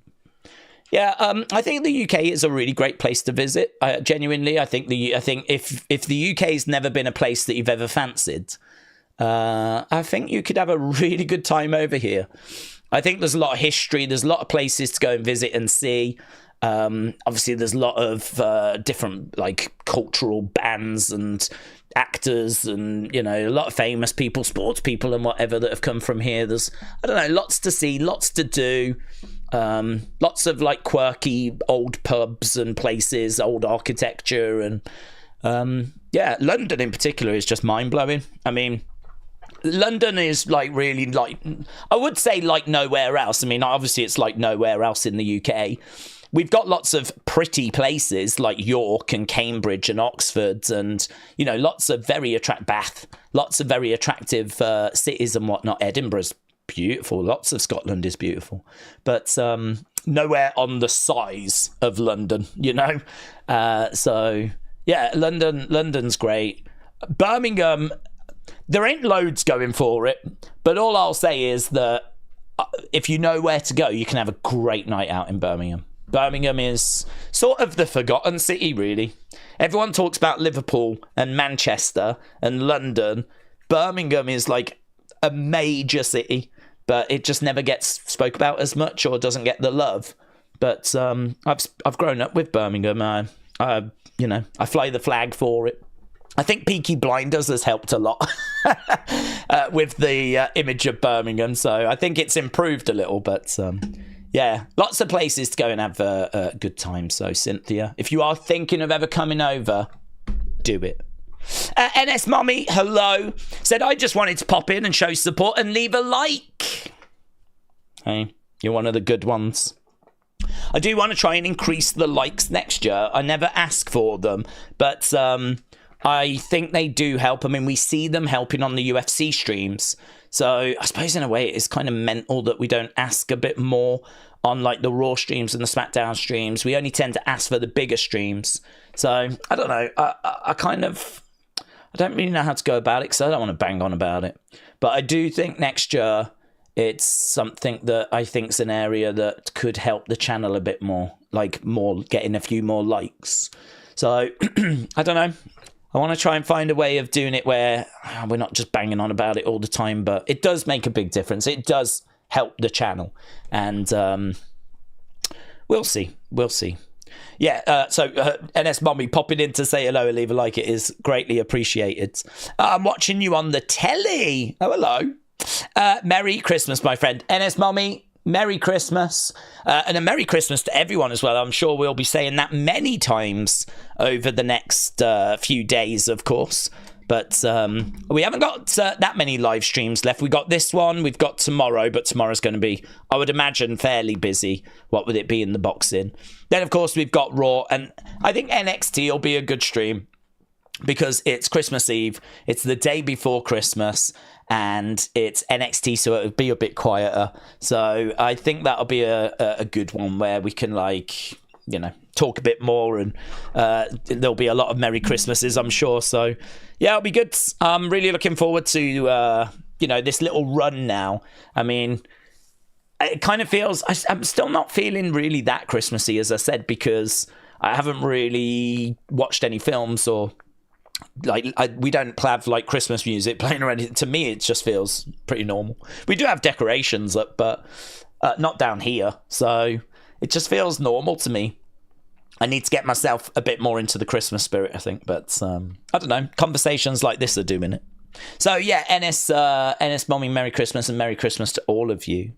Dormouse said, I'm going to do a 50 membership lottery for Christmas. Well, Dormouse, you don't have to do that. It always makes me nervous when I hear of these things because I feel like there's a pressure and there shouldn't be, because you've been so supportive this year. I would say have Christmas off. Have Christmas off. I mean, the support that we've had this year has allowed us to do some pretty bonkers stuff, to be honest. You know, like get Starlink, which, you know, is hopefully going to really help us next year. So if the stream crashes, you know, those streams that crash and I just cannot get them back because, like, there's just no internet. Well, now we've got an alternative. All right, it might be a bit sketchy. We tried it the other day and it kept dipping out, whatever, but it's either that or nothing. So, do you know what I mean? It's better than nothing. So, yeah, the support everyone has shown has been amazing. I genuinely would say that 2024 has been... Oh, I don't know. I don't really rank the years, to be honest, but I would say it's been one of the best years for the channel in regards to, like, I think getting growth and settling down kind of... I know what next year is going to look like. It's going to look like kind of what we're doing now, but hopefully, you know, the opinions channel will get a bit bigger. The clips channel will get a bit bigger.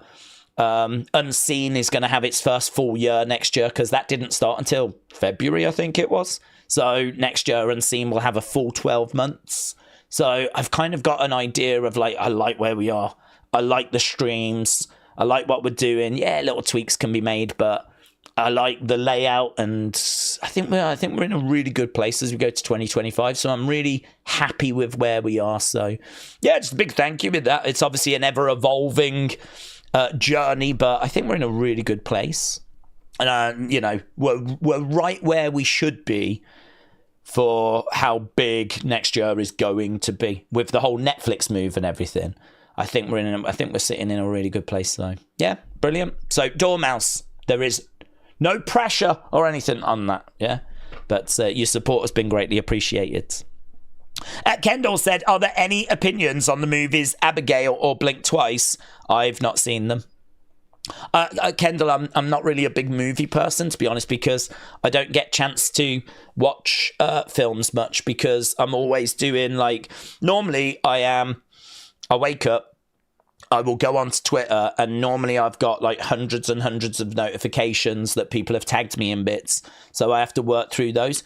Sometimes those are video clips, so I can't really be watching like a film or anything too in depth, because I'd have to keep stopping it to then play the clip I've been sent to listen to what it is, to see if A, is it relevant for Unseen, B, another killer is copyright. I get sent a lot of stuff like, you've got to put this in Unseen, and I'll play it and I'll be like, I can't. It could be like a really long bit of footage from an actual show, and straight away I know that's going to get flagged.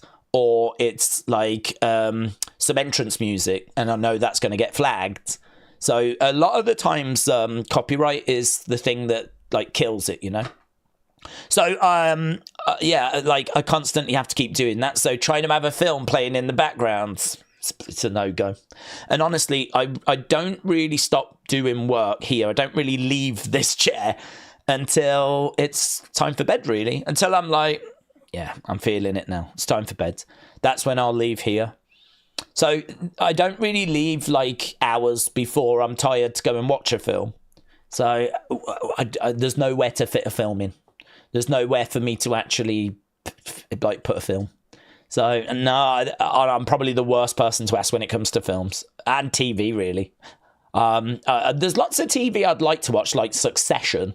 I heard that was great, and that's I'd like to watch that. Film-wise, I genuinely don't know what the big films of the year were. I genuinely don't know what people have been watching. I need to catch up, really. I've just been looking at music at the moment, which is why I'm having my brat summer, yeah. But, yeah, film-wise, I don't know. But if anyone has seen, Abigail or Blink Twice, then let Kendall know if it's worth a watch. Rivy said, sup days, and hello to everyone in the chat, Rivy. Shout out to you, buds. Appreciate the support. And Miss Clown said, Monday is my birthday. Will you peel a banana live? I don't think we have any anymore, you know. Do you know, there were so many bananas that I had ready for streams that I kept forgetting about. We just don't have them now. because I kept forgetting them. So they would be upstairs, and I used to have bananas for like UFC streams or something, and I'd buy them and I'd have them, and I'd forget them.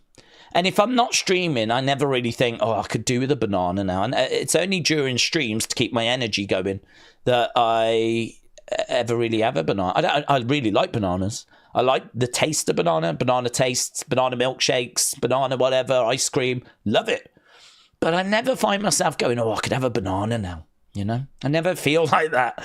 So, unfortunately, I don't think we have any in the house. But I hope you have a very good birthday on Monday, Miss Clown. Shout out to you, buds. Dean, hello, my friend. Hope you're well. Merry Christmas.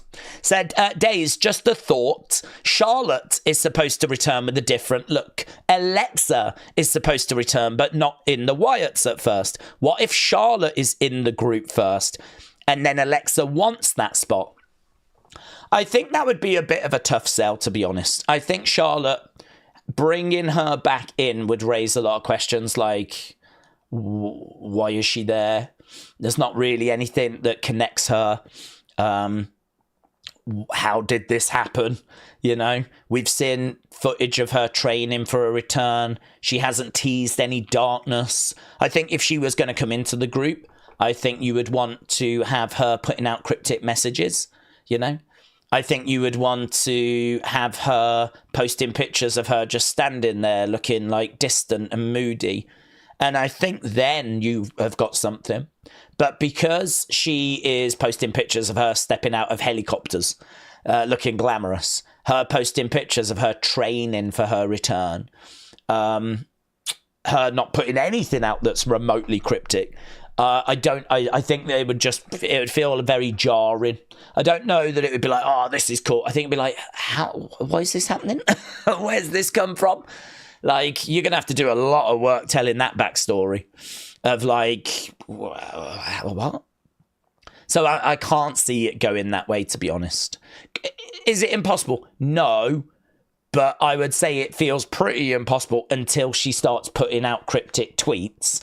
And because she hasn't done that, I would say, can't see it happening. Alexa, you're right with everything, though. They have said that she'll come back with something slightly different, but I think it's just going to be that it won't be like the robes and all that kind of stuff. I think they're going to look to present her a slightly different way from all that kind of, but I don't know if that's a good idea, to be honest, because I do feel like Charlotte is very much, look at me, I'm the greatest thing ever, and that has wound a lot of people up, as it should. And I don't know that it's right to move away from that.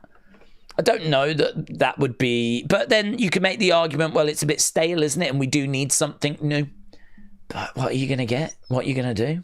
What are you going to do that's new? I think that's hard. I think you found something that worked for Charlotte. And so we're going to change it now because we feel it's gone a bit stale. But what have you got up your sleeve? What are you actually going to do? So I appreciate the fact that you're trying to think outside the box going, what about the Wyatts? But I think until anything cryptic is put in, it would feel a bit jarring. It wouldn't really... There'd be too many questions. It would be so out the blue. She's got no history with Bray. I'm sure they could dig some up, behind the scenes. Kind of like, he was trying to convince me to join or whatever. He always wanted me to be a member or whatever it might be. I'm sure they could create some or find some pictures. I mean, they were around each other. But, I don't know. Without all of that backstory, I'm struggling. But you are absolutely correct. Charlotte is expected to return with a different look, and Alexa is not expected to join the group straight away. But we also know how things change. I mean, it wasn't that long ago that we were hearing reports that Alexa was actually going to be returning around SummerSlam. There was people saying that SummerSlam is when she was going to come back. The group come in like June time and July time, and then Alexa comes in a little bit later at SummerSlam. I remember us having those conversations, and yet here we are in December, and she's still not back. I remember reports saying that Alexa wouldn't be back till 2025, and people go, no, she'll be back before then. And again, here we are, 21st of December. So, you just don't know like how it's going to play. I don't know how it's going to play, but Charlotte is imminent. Charlotte was rumored for Saturday night's main event, so Charlotte does not feel far away. She really feels like any week, any show. I'm not expecting her tonight. I think that I would have heard spoilers if she came back tonight, but maybe that first Raw on Netflix. But obviously we've got that. We've got Rumble as well. So by the time we're done with all of those, I expect Charlotte, maybe Asuka, Alexa. I expect a lot of people to have returned by then. So Dean, shout out to you, buds. I appreciate you looking outside the box, seeing what we can find. Wrestling Russ said, first thing I do is smash a like. Is tonight a pre-tape show? Sadly, it is, my friends. Tonight is a pre-tape show, and I appreciate the like smashing. And Wrestling Russ says, Merry Christmas to all. So, Wrestling Russ, thank you, my friend. I appreciate all the support. And yes, tonight is very much a pre-tape show. But the spoilers are, I mean, I'm sure they're out there, but I've not seen them. So I am optimistic and hopeful that we're going to have a good show tonight, and one that we can hopefully get through without anyone jumping in with those spoilers. We've managed to get this far. Okay.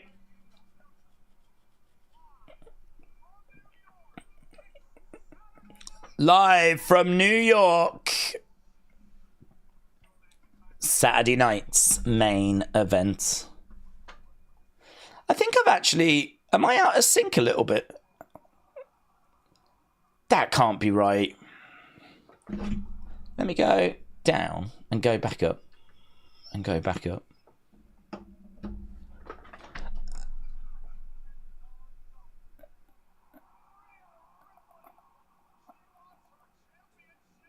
This is weird.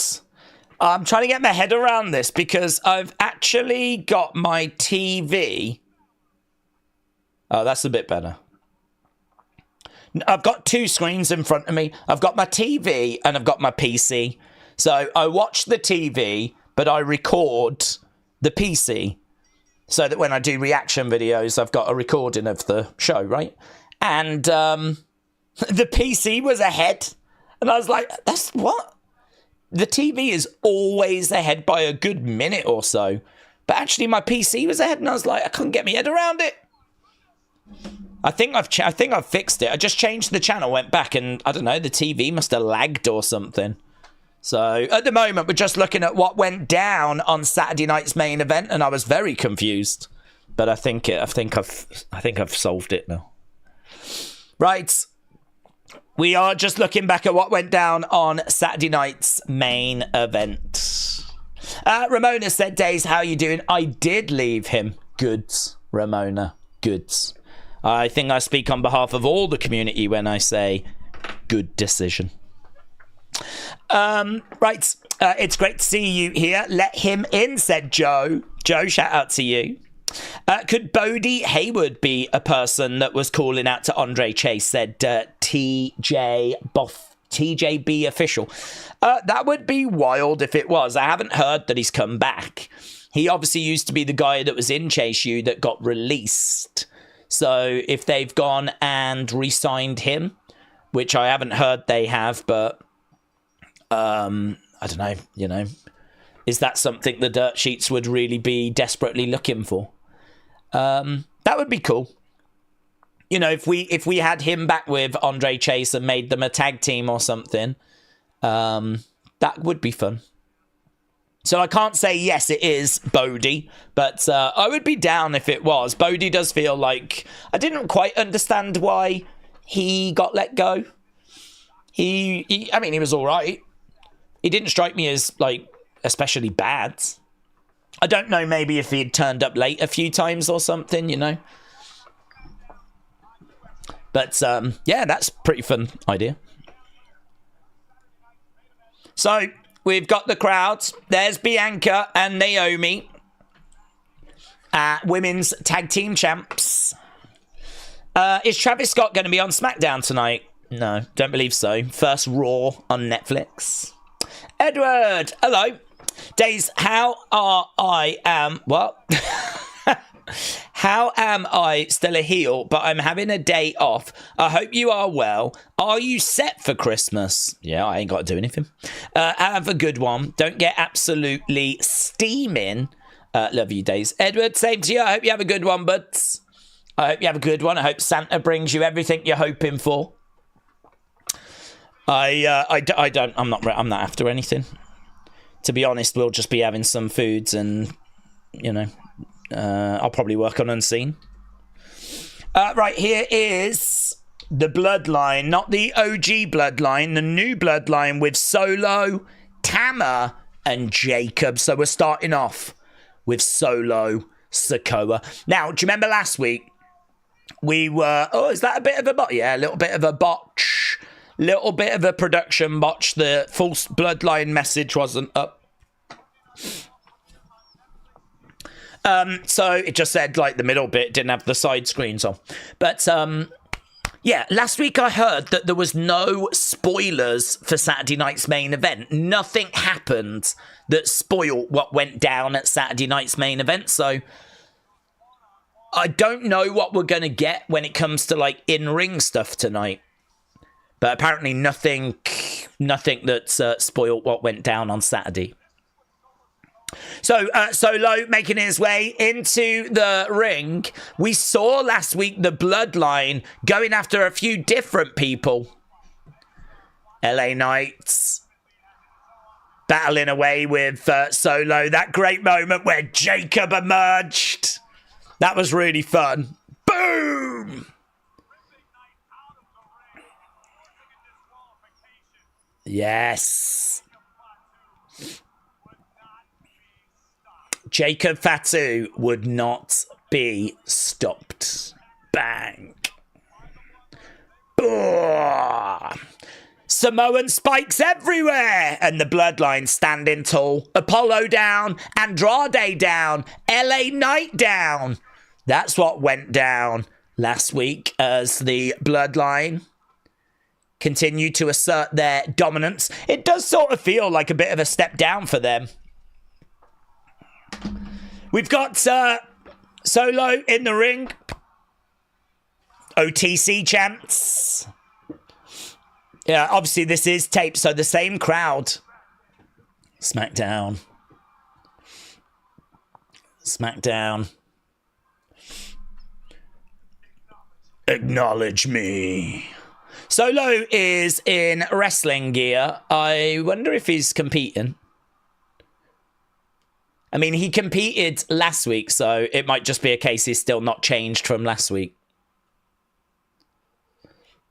OTC chants. Tyler, hello, my friend. Shout out to you. Connor said, let him in. Kendall, shout out to you, my friends. OTC chants. What's this news about Cena and Drew? Apparently Drew wants Cena and whatnot. CM Punk Roman is being discussed. Yep. All of those things correct.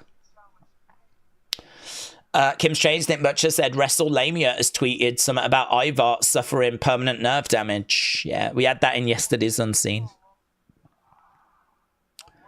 Little bit late from WrestleLamia, isn't it?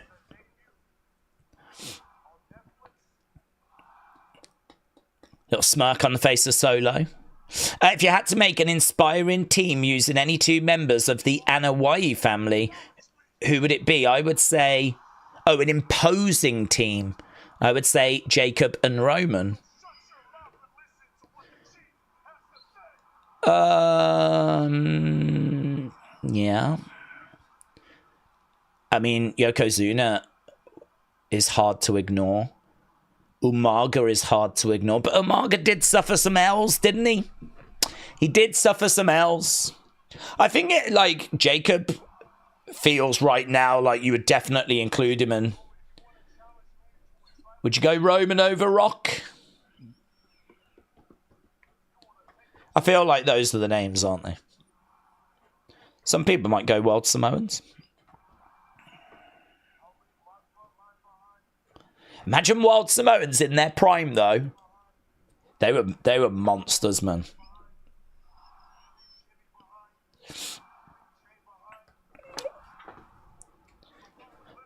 Listen up, Roman. Listen very clearly.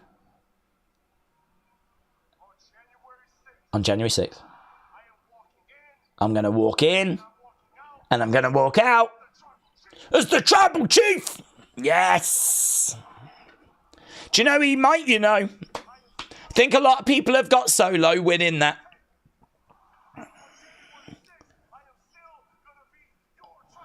I am still going to be your Tribal Chief. He's fired up, you know. His voice broke a little bit there. The Ula Hala.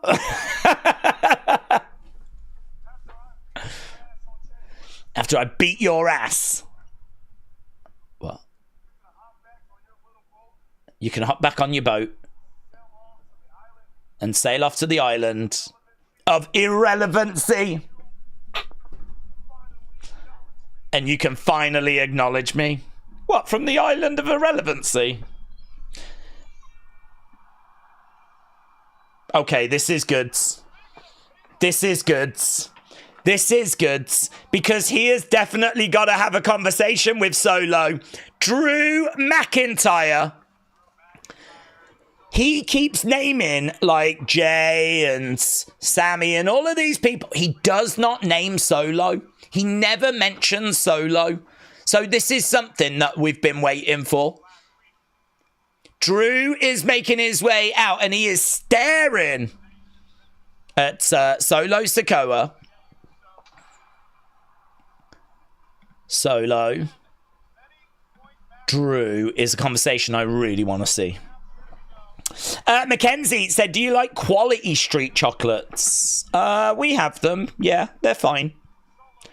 We have them. We have roses, which is another kind of tinned sweet you get at Christmas. Celebrations and heroes, I'm not as keen on, actually. I feel like they're just little versions of candy bars you can get all year round, you know? Sweets you can get all year round. So they're fine. But, yeah, I think for Christmas, I'm way more into, like, a box of Quality Street or roses. Not that we do have them in the house. They just tend to live on the table. But, yeah, fine. I'd take them over heroes or celebrations. Okay, so Drew in the ring. This is going to be spicy. I think. I hope. Maybe not. Drew is wearing a lot of blue, actually. Black, but quite a lot of blue on his attire. Drew. I got to admit. I was very happy when you kicked my brother Jimmy in the face. Better have a damn good reason for interrupting me. You absolute clown.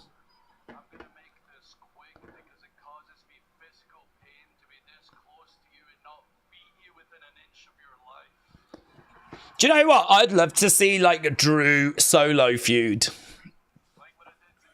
You like what I did to Jimmy? How about when I took out Jay?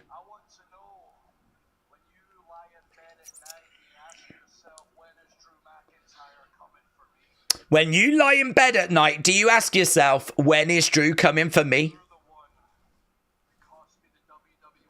Yeah, I'm so glad we're addressing this. This is so good. I was so worried we weren't going to do this. You've caused my family pain, suffering, misery. It was you that cost me at Clash at the Castle. You're the one that stood up to Roman.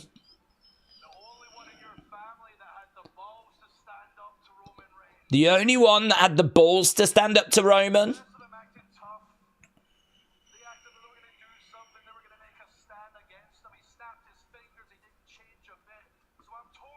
I'm torn.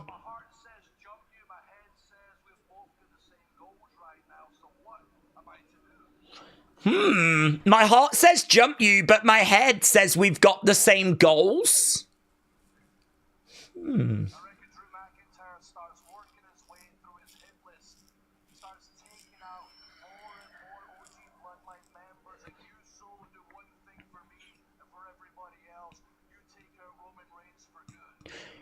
I'll take out the OG bloodline. You take out Roman Reigns for goods.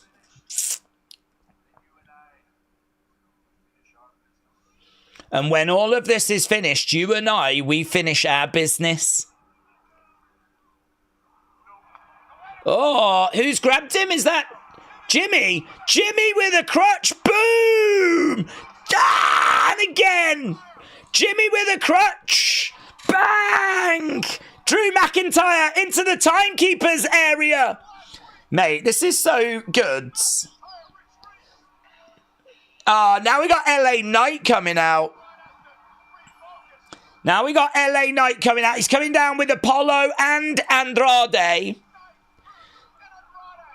Andrade and Jacob Fatu would be a good match. Apollo coming out, going after Tama. LA Knight going after Solo. Big boot there by Apollo. All three of them working on Jacob right now. Jacob to the outsides. So what, triple six-person tag match? Six-person tag match kicking off the show. Yeah, do you know, I'm so pleased that we've done that. I'm so pleased that we've had Drew come out and actually speak to Solo. Because whenever he's spoken about his hit list, he always leaves Solo off. And Solo is the one that cost him at Clash at the Castle. So, of course, you go, well, this doesn't make sense. But are we doing it because Drew's a heel, Solo's a heel, and so we're going to try and keep them apart? I'm so pleased we've not done that.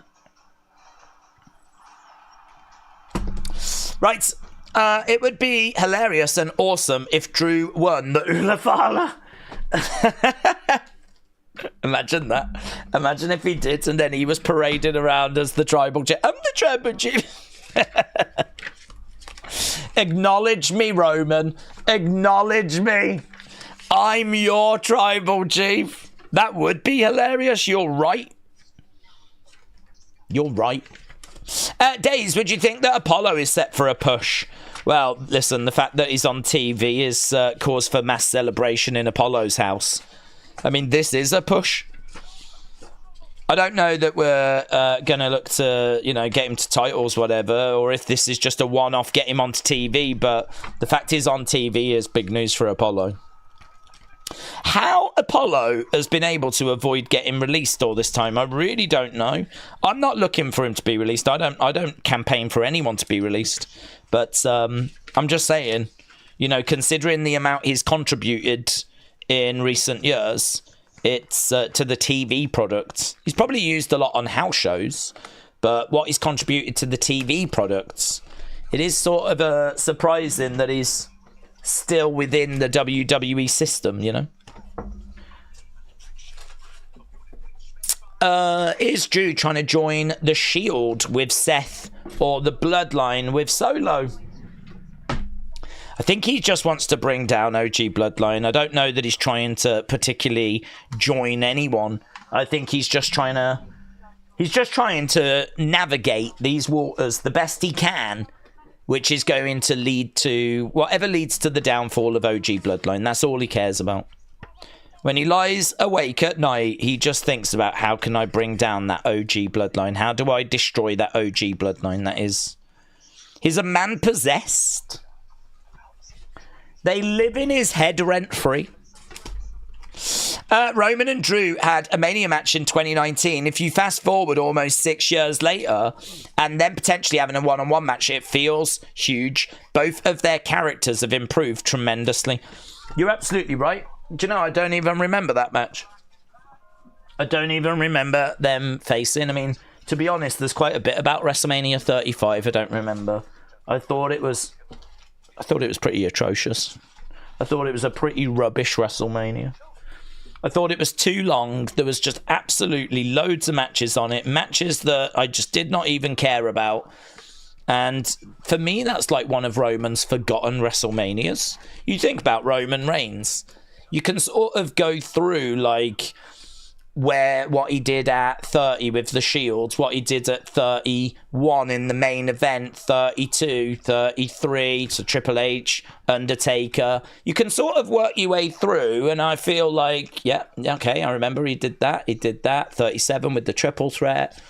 And you can kind of work your way through. But then 35, I would genuinely have to stop and think and go, what did he do at 35? He wasn't in the main event. That was the women. What did he do at 35? I really feel like it's the Forgotten Roman WrestleMania match, you know. And it was, I don't even remember it being good. I don't remember any classic or anything. So you're right. Both of them are in such a drastically different place compared to where we were. That, yeah, I completely agree. Feels so much bigger and different. I think this would be a match that we would remember. Daze, I got a bargain today. I got 2 PS4 games. What should have been £140 cost me $49. Where did you get them from, buds? Which could also transfer over to a PS5 when I get it on Christmas Eve. Dude, look at you with your bargain hunt. Well done. Very good. It's always great, isn't it, when you find a bargain? Really makes your day. So, well done, dude. What were they? I mean, to be honest, you could name and I probably won't know them. Was it Barbie's Beach House Escape, was it? Where you play as Barbie and you have to, like, get her ready for dinner and going out for dates and stuff. I bet that's sick on the PS4/PS5. Hannah said, Daze, interesting theory. What if whoever has the Ulafala is who Jacob follows? If Roman had it, Fatu would have followed and acknowledged him. I love that. I think that's great.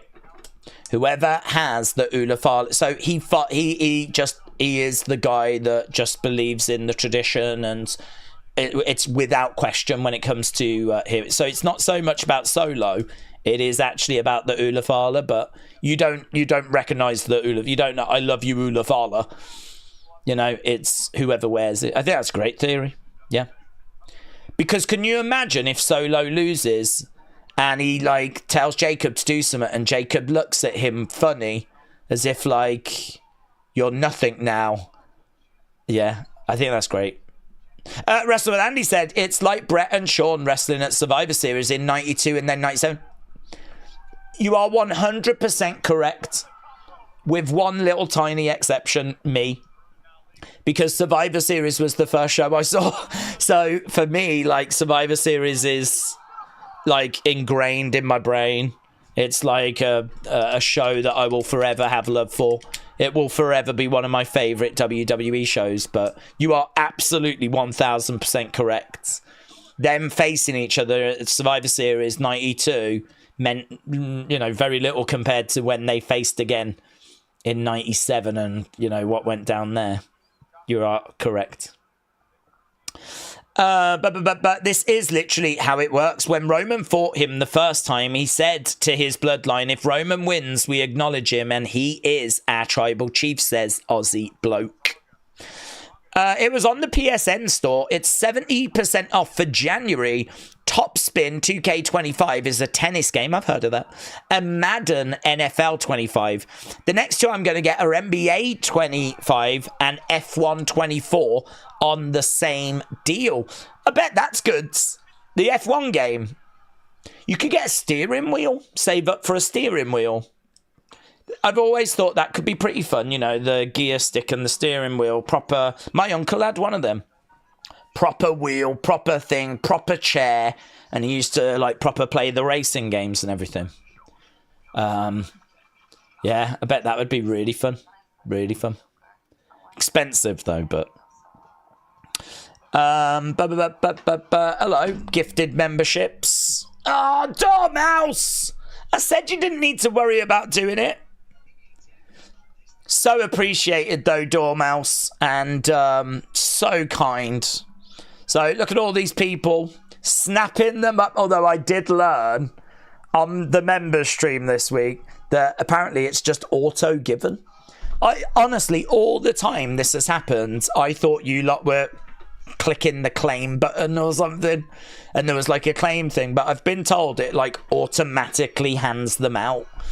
It's random, apparently, I believe. So, did people say that you have to turn some setting on to get it? Because there's probably people that keep missing out because they haven't turned a setting on or something. So, do you have to go into settings and turn on receive gifted memberships or something? Can anyone in the chat confirm these things? Because I don't know how it works. I genuinely don't know how it works. I was a boomer that thought you lot were clicking a button that was like claim. And I thought that's how you were getting them. And then someone was like, no, they're random. I was like, okay. So, yeah, Dormouse, that is so kind. Really appreciated. And, you know, I mean, just Merry Christmas to you. Like, yeah, you do have to turn it on, said Vic.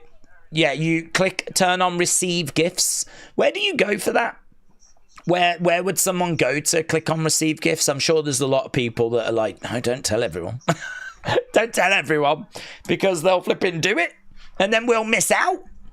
But come on, it's Christmas. Let's help people. Let's help the community. Where do people turn that on? Is there a setting or something? Nathan said, I just get them. They are active. Miss Clown said you have to drop your pants first. Okay, I'm not sure that's true, but you can try it. You need to turn on your receiving gift settings or you won't get them. There we go. So there's in the settings somewhere, it was like that at one point, but I can't find the settings, says Mayor Pete. I would love to help you, but I don't know. I mean, I've never turned that on either. So I don't know where you go for receive gifts or whatever. I have never done that either, so I don't know where you go. But people in the community are saying you have to go to your settings, you have to turn on receive gifts, and that's how you become like eligible for it, because Dormouse has been so supportive this year. So supportive.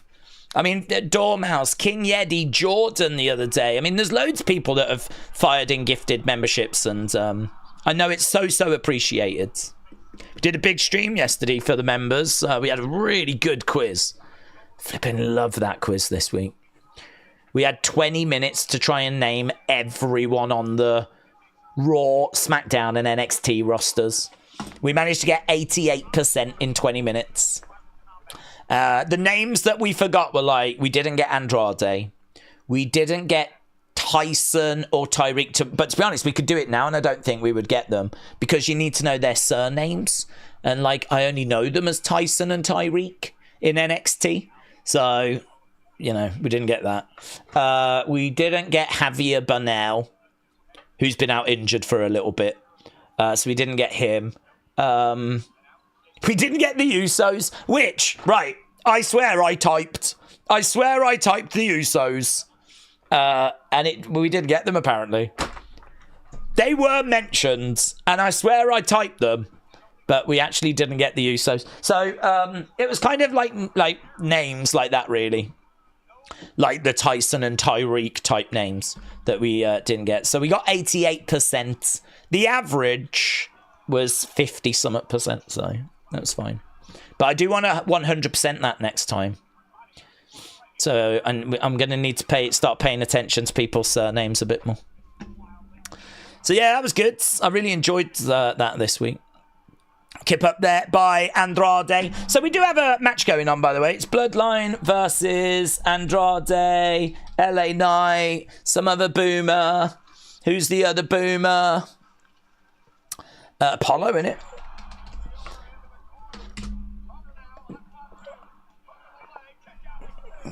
That wasn't a Meteora, was it? It wasn't a Meteora. So, I thought a Meteora was done to the outside. Andrade climbing up the ropes. Christopher, shout out to you, buds. Oh, lovely. So, moonsault off the top. Lands, and isn't it funny how when someone else does a moonsault, people don't roll out the way? Whenever Andrade does, they always roll out the way. Because he loves to do that landing and then do a standing moonsault. If I was Andrade, I would really work on my making sure the person is out when I go for my moonsault, because they always seem to have the ability to roll out the way. Kick coming in there by Andrade. Charges over, he goes up. Caught on the top rope to the outsides. Yeah, man, that was pretty moody, you know. And then boom, into the ring posts. Andrade goes down, he gets murked. Solo throwing up his arm, grabbing the Ula Fala. Holding up that Ula Fala. Feels like we're going to a commercial break. Look at that. Oof. And then, boo! I look good going into the ring post, you know. Back into the ring. So yeah, Dormouse, thank you, my friend. Merry Christmas to you. NMO. Christopher, Breed, love, shout out to you. And there we go. There we go. Right, Brony said, Daze, when someone gifts a membership, if you click on the person who gifted the membership, there is an option that says allow gifts. This is for anyone who doesn't know. Shout out to Poppy Crocs. Brony, thank you. So you click on the person and then that brings you the options. That's cool.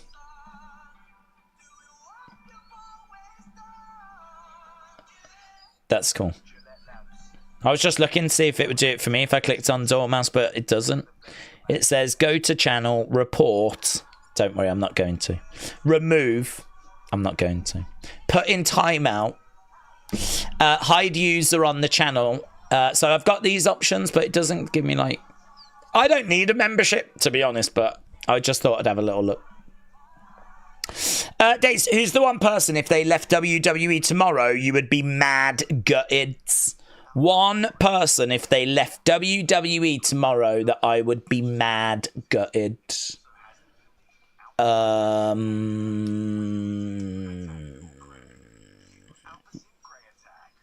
Triple H?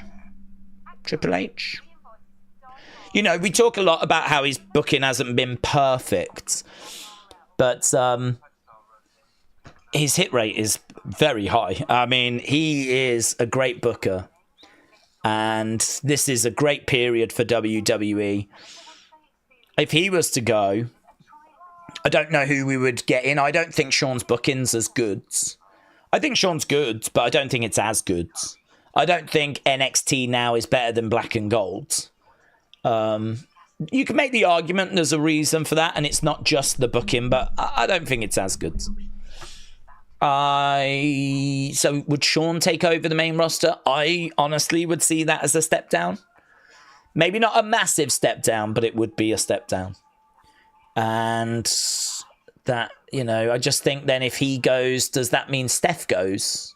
You know, if Triple H isn't around, would Steph still be around? I sort of like the fact there's a McMahon that's still connected. I sort of like the fact that connections. I know Vince is an awful person and all of this, but I don't know. I kind of like the fact that like there's still a connection there. Steph is still around. So if that was to go, I mean, that would be it. I mean, the McMahons would be totally out, totally gone.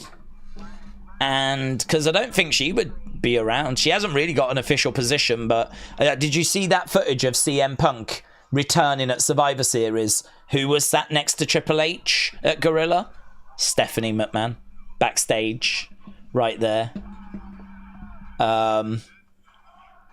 So, yeah, I'm trying to think of a superstar. I mean, obviously, if Roman goes, that would be a massive blow. Because Roman's like, do you know what I mean? One of the biggest stars. He's main evented so many shows. I think his heel run has been fantastic. Jury is out on this face run, but the crowd are really with him. Loud OTC chants, of course. But that run that he just had with the championship belt, I mean, it was legendary, wasn't it?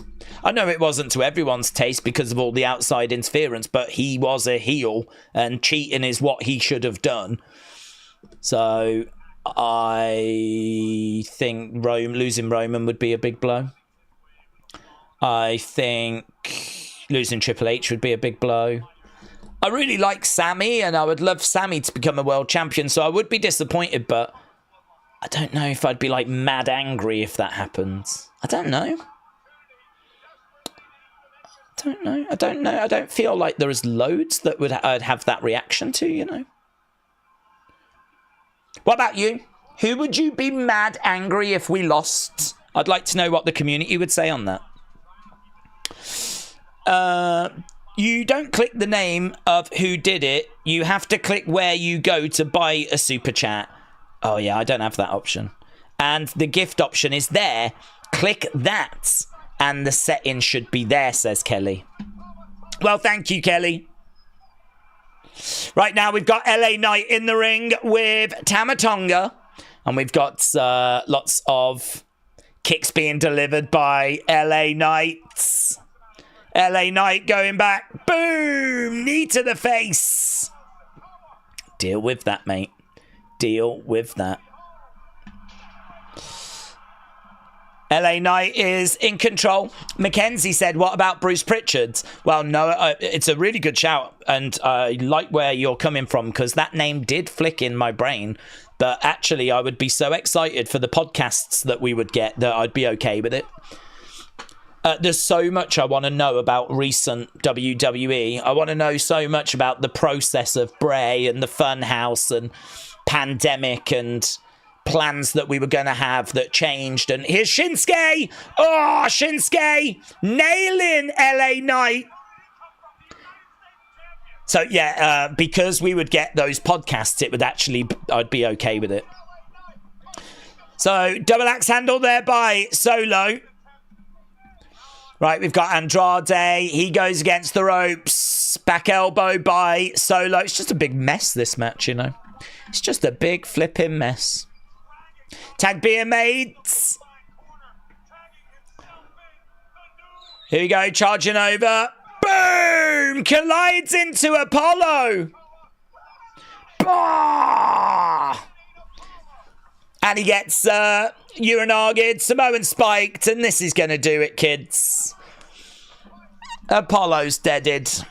Apollo's deaded. So, not the most engaging of matches. It was fine. It was fine. It gives the Bloodline a victory. You could make the argument only because of Shinsuke. Christopher, shout out to you, my friend. Appreciate the support. The Beach Kevin said that video of Daze from the membership page looks like it's like from 20 years ago. It is old. I probably do need to update it because I'm a lot more fun now. But it is old.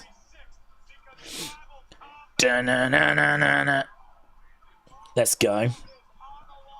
So they're throwing up the ones. Taking it all. Okay, we're backstage with Motor City Machine Guns. And we have got a singles match, which I didn't even know we were getting.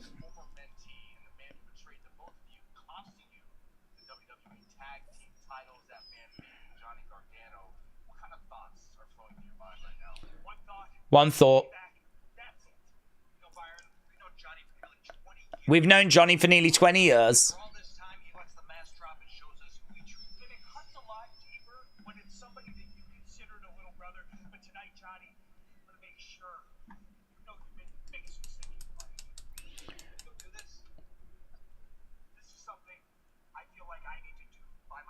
This is something I feel like I need to do by myself.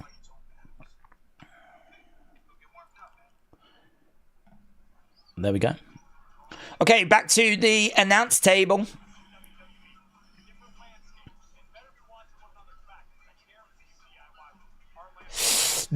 This is a different landscape. They'd better be watching each other's back. King Yeti! NMO, NMO, NMO.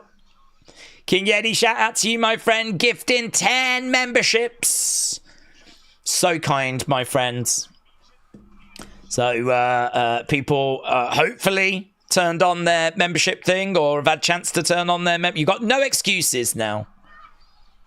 So hopefully people have benefited.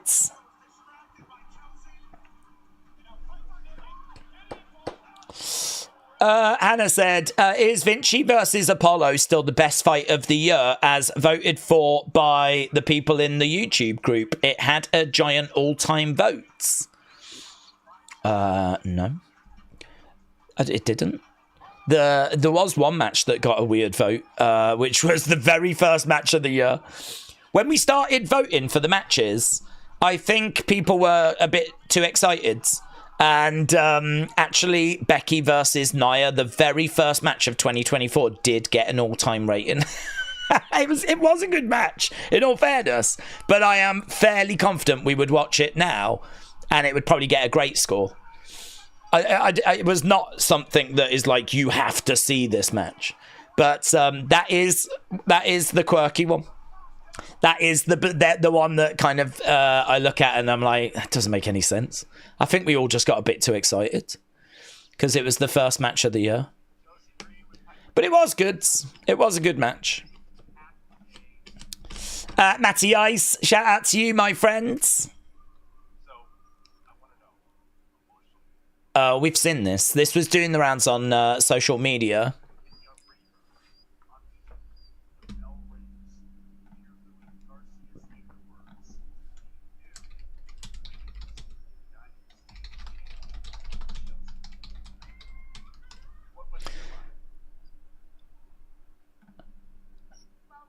Well, Brian. So are we just... I hope we don't just show a load of stuff we've already seen that have gone out on social media.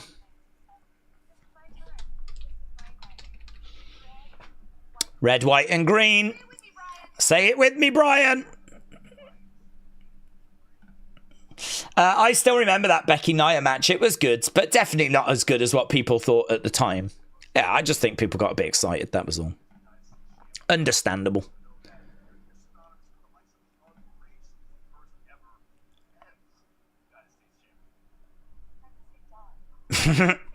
I would say duh. How does it feel to be mentioned alongside Harley Race, who was the men's first United States champion? I would say duh. Yeah. This is what I deserve.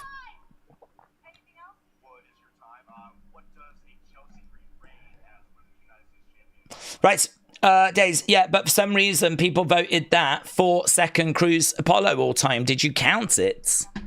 I don't have to look at that. I don't have that in my database.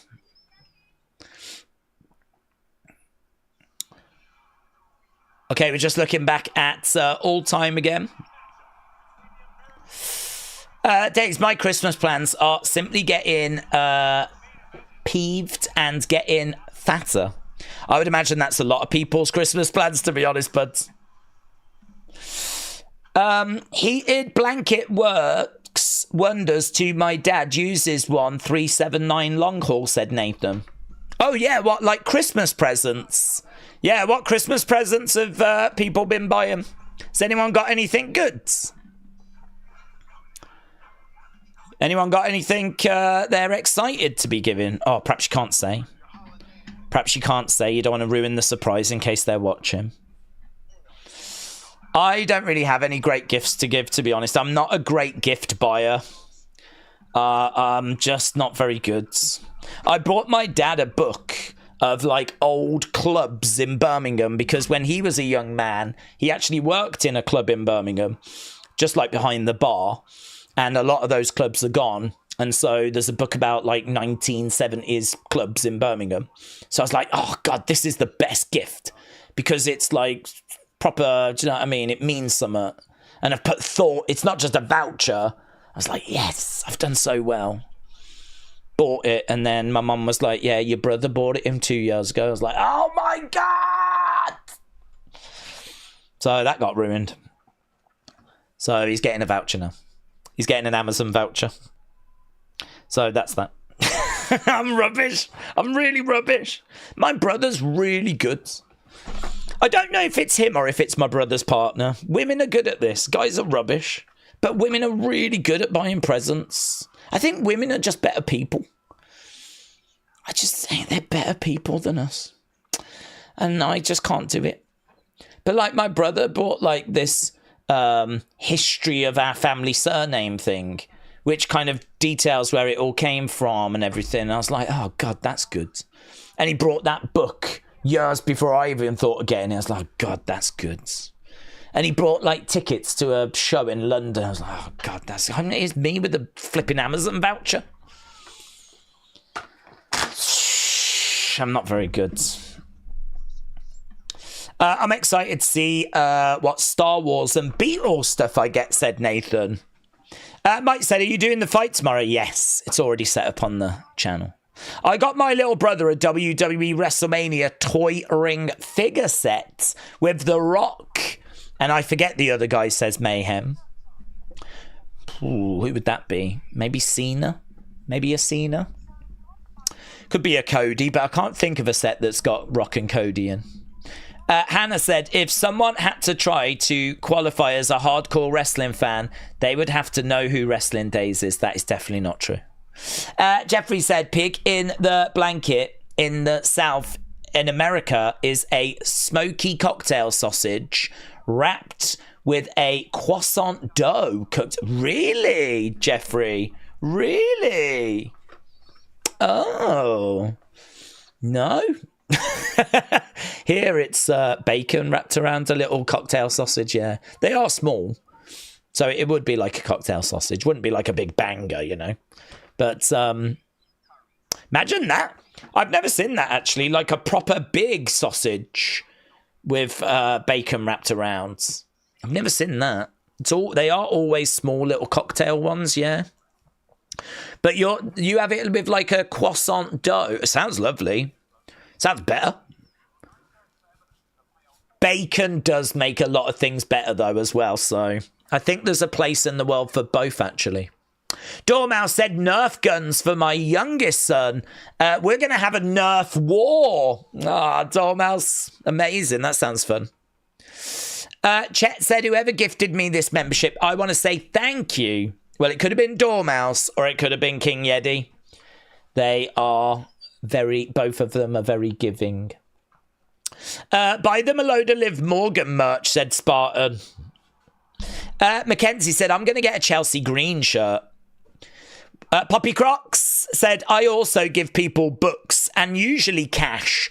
It shows that you've put some thought into it, and I love getting books. Yeah, books are good. I suppose, I mean, I've got a Kindle, and I do like reading wrestling books on there. I don't mind getting a book. Yeah, when you've got a Kindle, like, I don't know if you need a book so much. You know, it's a good present. It is a good present. And there's a lot of books you can't get on Kindles, actually, so you are right. It is a good present. I'm just thinking right now, is there any books I can buy? I'm like, I tried the Birmingham Club one. Is there any? I did see one, actually, that was like 1,000 things Birmingham has given the world. And I was like, oh, that's interesting. Because all my family are from Birmingham. So, you know, you might be able to get a little read of that. So I was looking, but time's running out now, innit? Do you know what I mean? Pretty soon, gonna hit that point where too late, baby. Too late. Great thing with Amazon is they're still doing next day, I think, but you've literally got, what, 48 hours? Probably not even that. Probably got, really, today, to be certain. If there's anyone panicking out there, hopefully you're getting a few suggestions. I'm so bad at gift giving. I do gift cards, said Duran. Duran, you're a dude. You're a dude. That's it. We're bad at it. I think it should be okay for us to admit that we're bad at it, and for that to be acceptable, you know? Why is there not like someone you can like go to a website and type in interests and then it just comes back with a whole page?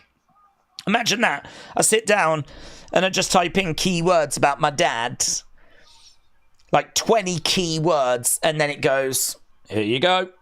Here's a load of stuff we think he'll like. But it works well, you know, and doesn't come back with a load of nonsense. It's just a load of junk off Etsy. It actually comes back with some good recent releases, good interesting stuff, different price ranges. That site might exist. If it doesn't, someone should make it. If it doesn't, someone should make that site, because I think there's money in that. Matty Ice, shout out to you, my friend. Appreciate the support. And British Knight 40, hello, said, Daze, thank you to whoever gifted me a membership. It is appreciated.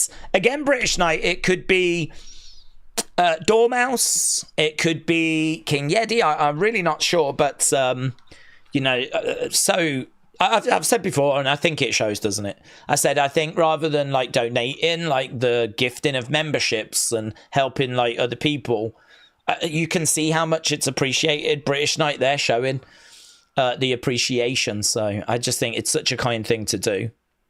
And I see these kind of messages like this great one from British Knight. So British Knight, thank you for that. And I agree with you. It is very, very kind. It puts the pressure on me to make sure that I'm delivering for the members, and I'm really trying to launch this new weekly video where it's going to be Daze Reacts. I'm just going to let the members send me whatever they want to send me, and I'll react to it once a week in a video, members exclusive. Can be wrestling, might not be wrestling. We'll just have fun with it. Here's Kevin. What happened after Saturday night's main event?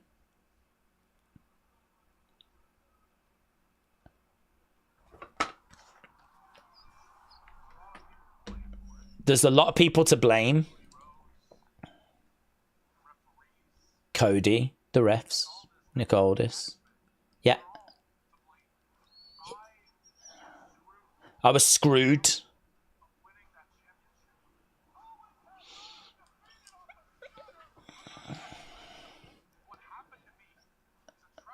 What happened is a travesty. We don't know if Cody wouldn't have kicked out, though. Just because he lay there, there was no count. I deserve this. And I'm not giving it back.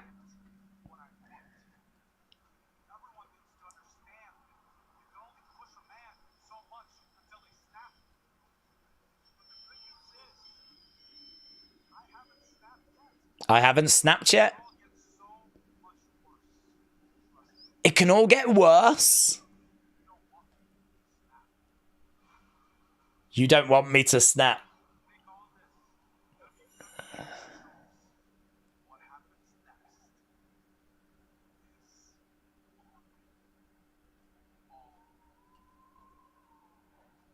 Wow, this is amazing. Brilliant promo. I love that from Kevin. I love that from Kevin. He was like, whatever happens next is on all of you. You do not want me to snap. So he's saying that all his actions so far have been, you know, quite calculated in a way. He hasn't lost it, but he's close. And where we go next is up to you. So, that really does set things up lovely for the future. Very good. Very good. King Yeti said, we are known as the new member order. The NMO. The new member order. How do you get into the NMO? How do you get into the new member order, bud?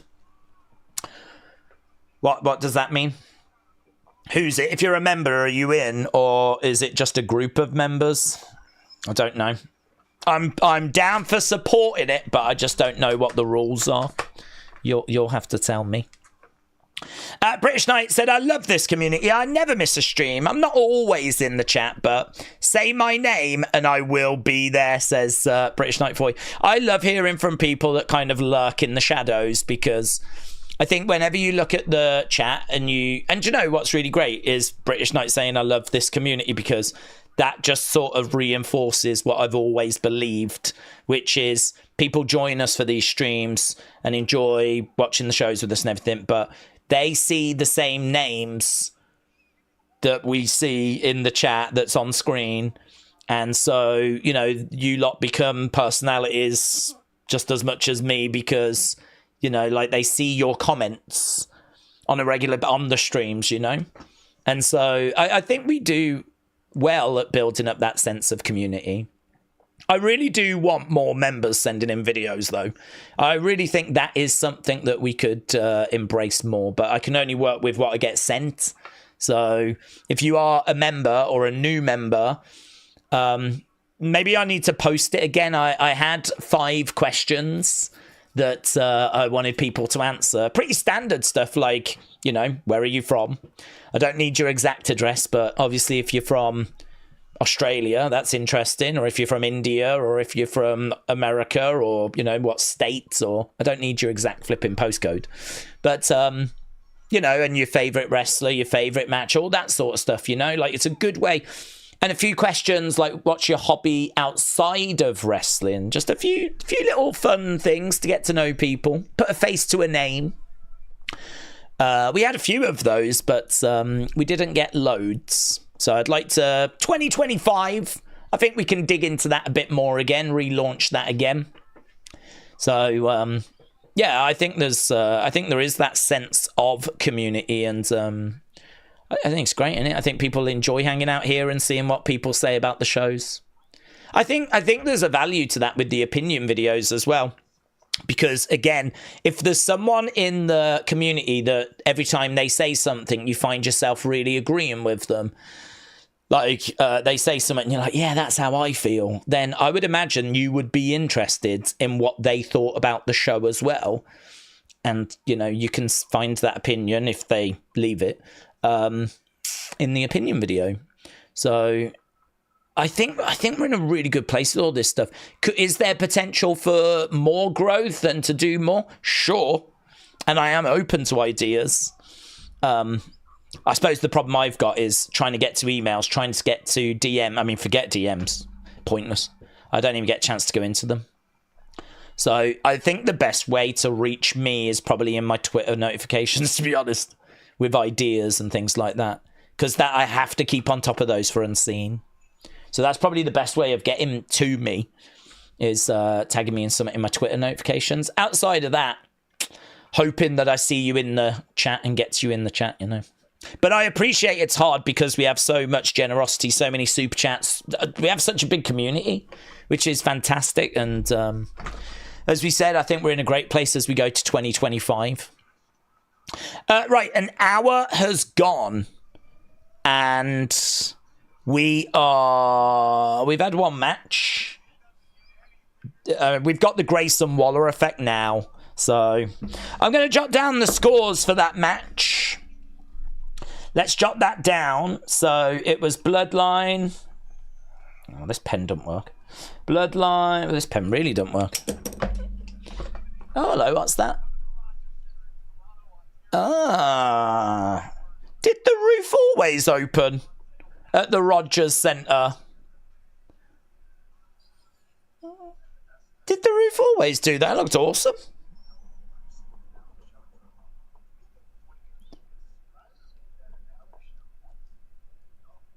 It surprises me that Alex Shelley is dumb. I don't get what he's doing. He can't win the tag titles by having a singles match with you. I'm all man. I made a kid.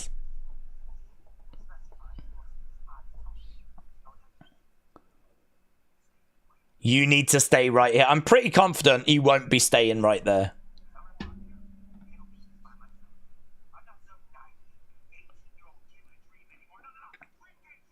Dream came true.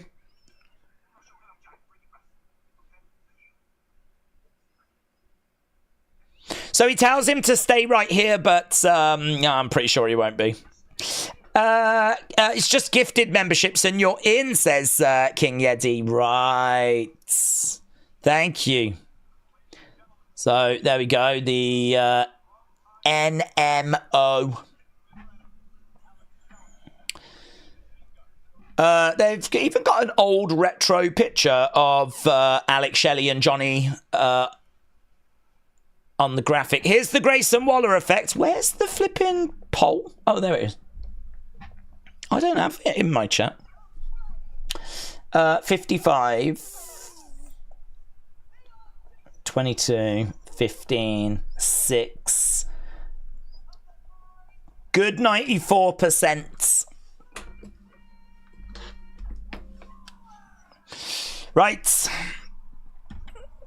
Let's change this over. Grayson Waller effect. Grayson Waller effect. With Braun Strowman. Let's see what we get here. Welcome to the Grayson Waller and Theory. Sure. Whatever floats your boat. Scoop after scoop. Tonight is a big one.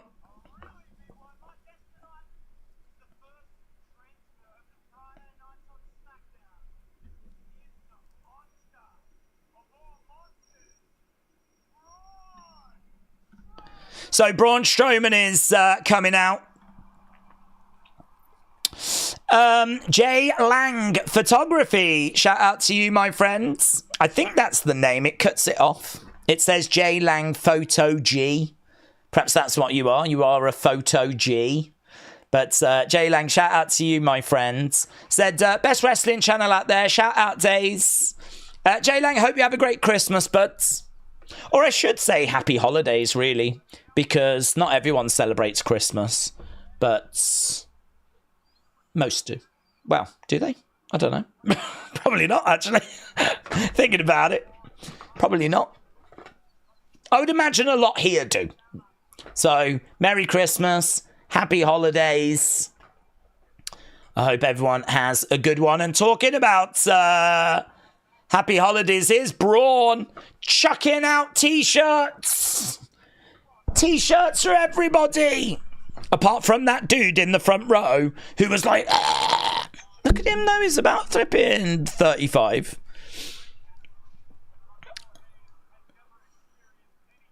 Look at that dude. He was like, ah! Dude. Let the kids have it. So, Braun, back to being, back to winning ways after he planted Carmelo.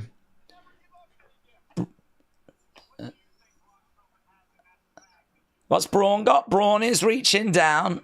There's nothing left in there. Oh, right. So he reached in the bag. It looked like he was going to give something to Grayson. And he was like, I ain't got nothing. Sorry. So, there we go. WrestleBuzz, shout out to you, my friends. I will get to your comment in a second, buds. You want to pee me off straight away?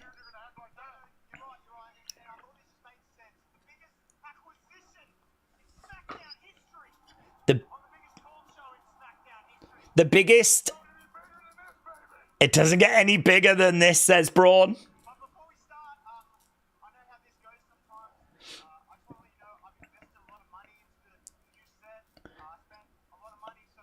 I've invested a lot of money into the new set.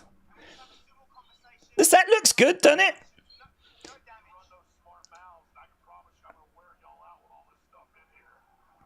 So Grayson's like, please don't trash this place.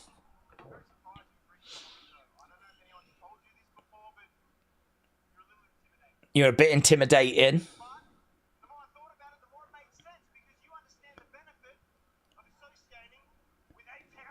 You understand the benefit of associating with A-Town Down? I just threw up a little. Braun said he threw up a little bit. So I feel like Grayson and Theory are trying to recruit him. But he ain't really having it.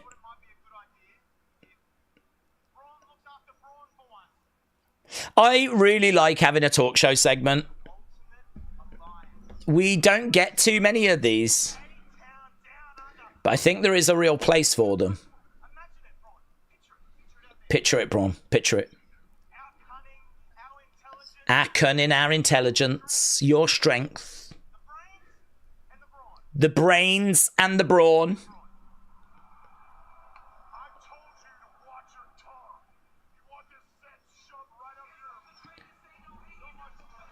Okay.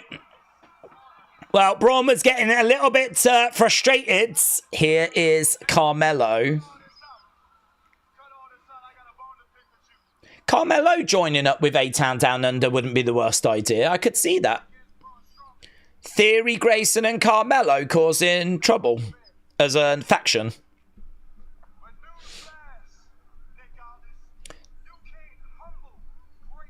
You can't humble greatness. I might lose, but I'll never quit, says Carmelo.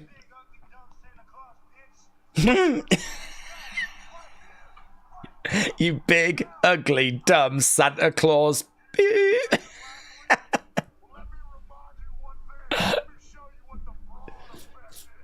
Let me show you what the Braun effect is. Oh, no. Don't trash the set. Set looks good. No. Oh. Braun. I'm right here. Let's go. He's got another tree. Oh, my God. He's just javelin trees down the entranceway. Yeah, look, Jessica Carr's come down. Stop it, you boomer. Stop it, you boomer. You're trashing the place. God, he has very short patience, Braun, doesn't he? Very short patience. I don't really feel like they did a great deal wrong. They were like, why don't you join up with us? We could be so good together. And it was like, you watch your mouth. I warned you. You watch your mouth. It's like, I'm not really saying anything, Braun. They weren't being that disrespectful. Oh, love this tune. Big hitter, underground mecca. I don't know what the words are. Big boomer. WrestleBuzz said, Daze, I'm not sure if I'll be here next week, so I wanted to send an early Christmas present. I appreciate all that you do, whether it's a retweet, a shout out, the daily content. You are a gem. You're a good one. Hope for a great 2025. Well, WrestleBuzz, thank you, my friends. It is my pleasure doing those things. Yeah, no, really, really appreciate it. I mean, WrestleBuzz does a lot. I know that WrestleBuzz trying to build up their Instagram following again, so show them some love. Again, all of that, you know, trying to find a way of boosting the communities, follows, and getting people more Twitter likes or whatever it is they need, Instagram follows, stuff like that. Like, I feel like there's a bit of work that can be done there. Again, I mean, we tried it this year and it sort of backfired a little. It was great. It worked, but it worked a bit too well. And then I ended up getting my head, so did some others. We got our accounts frozen because we followed too many people. But I'd much rather be in that boat than a boat where no one bothered, you know? I'd much rather be in a boat where I get slapped on the wrist for following too many people, and so did other people, because we were too engaged, you know? That's good. That's better than no one actually doing it. So, yeah, I'm definitely down for doing more of that in 2025. And yeah, no, again, massively appreciate it, my friends. So WrestleBuzz, shout out to you. If you're not around next week, totally understandable. I hope you have a fantastic Christmas or a happy holidays or whatever it is that you celebrate.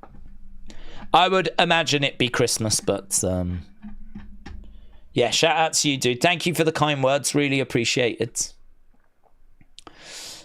Daze, what tradition do you do for the holidays, like food and activities, songs? We don't have any. So my dad works in a hotel, and that he's like, you know, manages and runs hotel. He looks after a few, actually.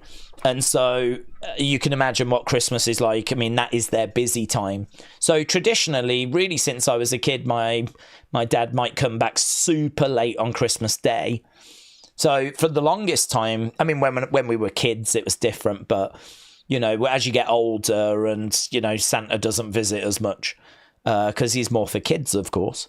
The traditions and everything have changed. I mean, to be honest now, Christmas Day is just not that for us.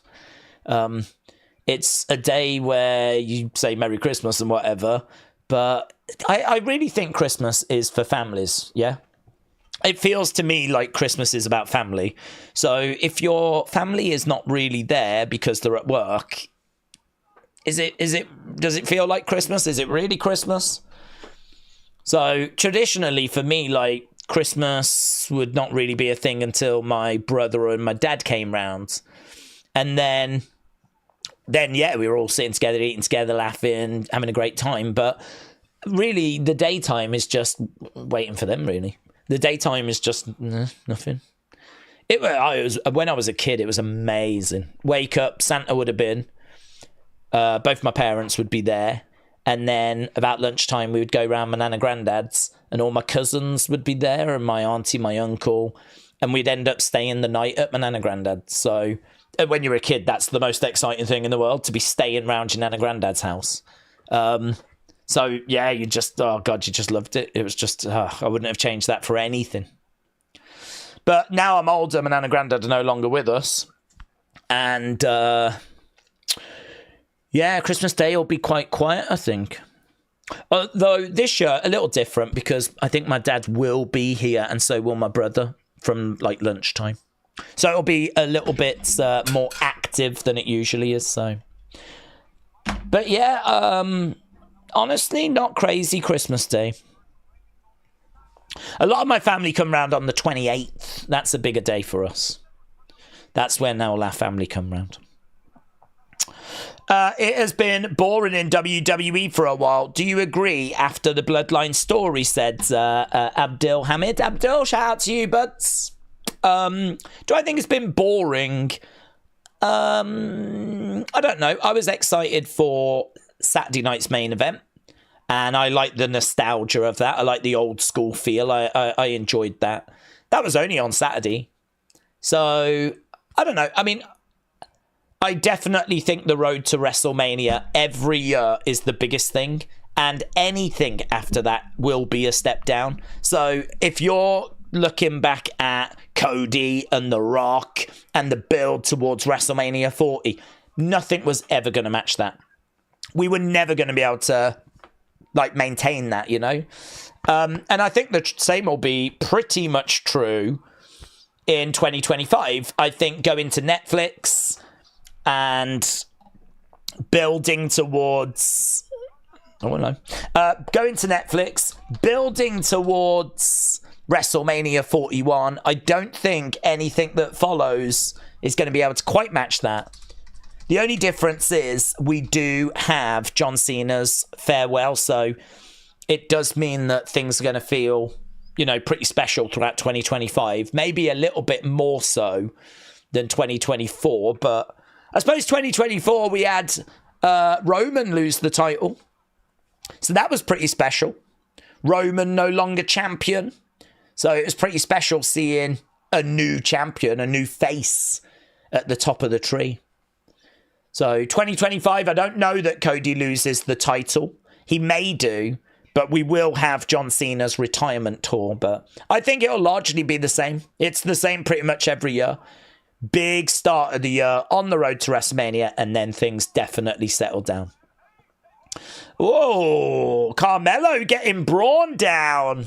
Carmelo with his arms outstretched. This has been a show that has had a lot of video packages. This has been a show that has had a lot of recaps of Saturday night's main event. Here's Braun charging over the top rope to the outsides. Kick coming in there by Carmelo. Is there blood? Is Braun bleeding? I just saw a flash of red. So Carmelo is doing all right here. Carmelo has not been defeated super quick, like we've seen before. Big boots by Braun. Wah! I saw a flash of red. Maybe it was just his wristbands. Over into... Oh, tries to throw him into the ring steps. Carmelo comes off the steps, gets caught. Lands on his feet. Big slap there of Braun. Braun grabbing Carmelo. Carmelo goes in the ring and that's it. Count out. Count out. Carmelo wins by count out. Corey Graves said it's a miracle. Carmelo Hayes wins by count out. Okay. Well, I don't hate that. It's a finish we've seen before. The match ain't doing anything for me. The feud ain't doing anything for me. But there we go. Carmelo picking up the win. Thanks to a count-out. Braun goes chasing after Carmelo. I'm still waiting to see if one of the Cody Crybabies mentioned that they don't like Cody winning 94, 97 matches like they complained about Roman, said Aubrey. TJB official, shout out to you. What do you use to create your thumbnails? Pixar on my mobile phone. Naya and I have been talking. You should stay here. Yeah. Take some notes. Yeah, get some champagne. Yeah. A lot of prep. Yeah. Yeah, thanks, Tiff. Yeah. Can I get some champagne? She'll have the most beautiful party for when we win. Yeah. Yeah, there we go. Tiffy time party organizer. That's what she is now.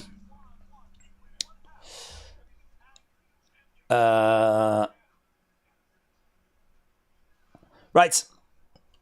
Yeah, Pixar was the answer to that. Hello, what's this? So this is to do with WWE and getting involved in all the different sports. Lots of custom belts have been handed out, of course, in 2024. Right, would have loved to have been a fly on the wall when Bray first met Braun. Apparently from the stories, it was a hilarious interaction. That's why they became such great friends, says Poppy Crocs. Kim Strains said, who would win in a fight between Carmelo, Marshmello, Carmella, Carlito, and Big Vito? My money is Big Vito, but who do you think? I think the fans would win. I think the fans would win. That's how I view it. Wrestler Andy said, I always get a Chinese, brackets food, for Christmas. Do you? You get a Chinese? Dude, that's racist. Do you really always get a Chinese for Christmas dinner? Crazy. I have never in my life had anything but turkey on Christmas Day for the Christmas dinner. Is that true? I don't even know if that's true, actually. When I lived on my own, I wasn't doing that. I don't even know what I had. I could not even tell you what I had. But I certainly was not cooking turkey for myself when I was in Southampton. So that's not true. But, like, on a proper Christmas Day. Yeah. A Chinese. But there are people that do that, though. There are people that don't bother with the whole big Christmas dinner thing, and they just go and get a takeout or go out as well. There's lots of people that go out and have Christmas dinner. That's interesting. Anyone else in that boat? Anyone else tend to have a non-traditional Christmas meal?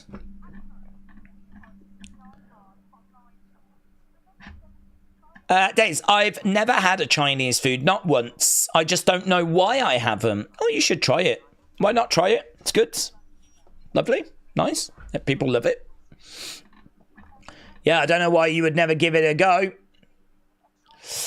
Nia and Candice are still going to lose without Tiffy. Yeah, I think they'll lose as well. Daze, Google Nemacolin Woodlands in Pennsylvania. It's a holiday resort that I've worked at for 15 years, and it is beautiful. Nemacolin Woodlands. Nemacolin Luxury Resort with a spa. Ooh, that is nice. Look at this. Is this it? This place. Is that you?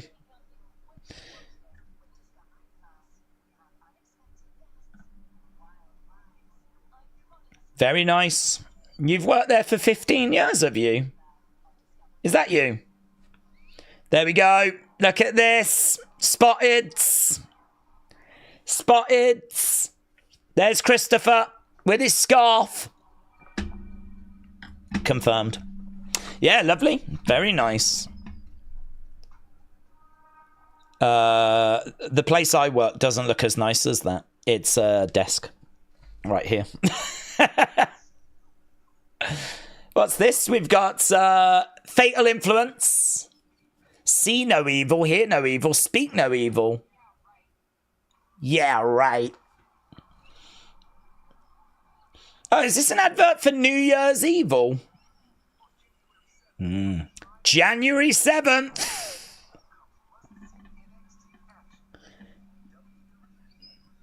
Let's go. Let's go. That's going to be a fun show. Day after the Raw premiere. They're going to go big with that show, aren't they? They'll go big. Michael Cole is my tribal chief. Adrenaline in my soul. We love you, Solo. Cody, all I want for Christmas is your autograph. I came for the yeets. LA Night Girl. Is that what she wants to be known as? LA Night Girl. LA Night Girl. Here's Carmelo. He's trying to hide from Braun. Oh, he bumps into Legado. Oh, is this Braun? Here's Braun. Screw you.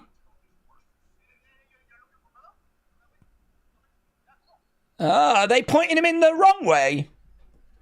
He went that way? He went that way. Ah, pretty deadly. Ah! Oh, boom. Carmelo with a chair. Carmelo with a chair. What's up?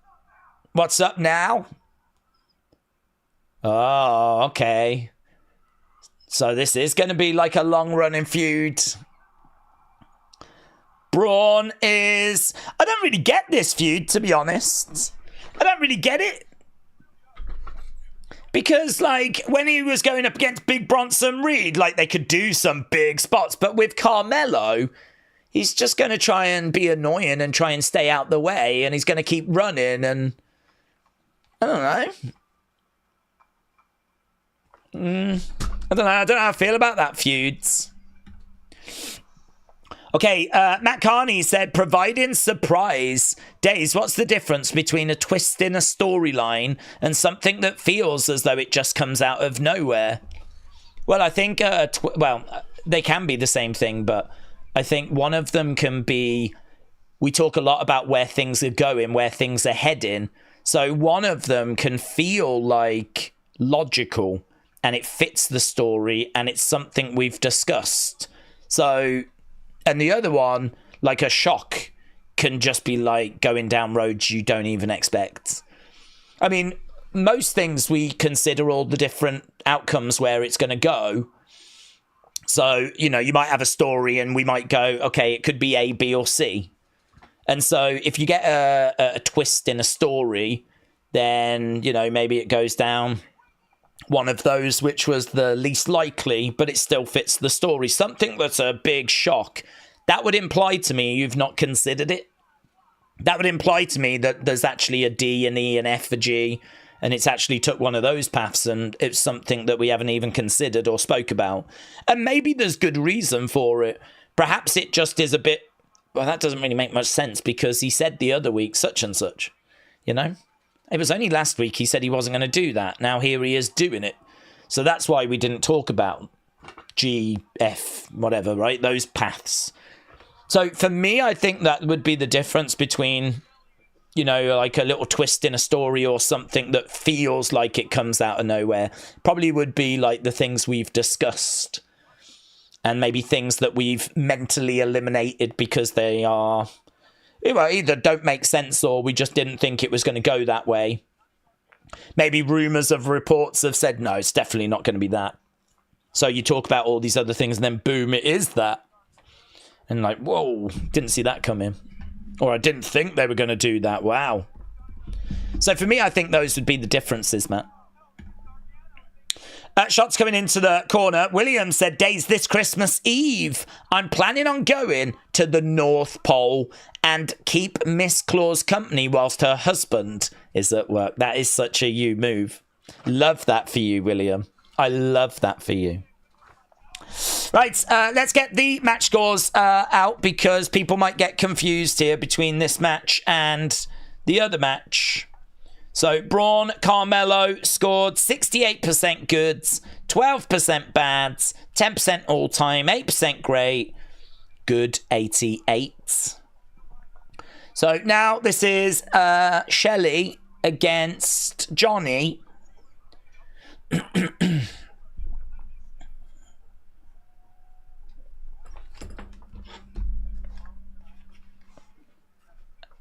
And I'm thinking that we will see Tommaso at some point.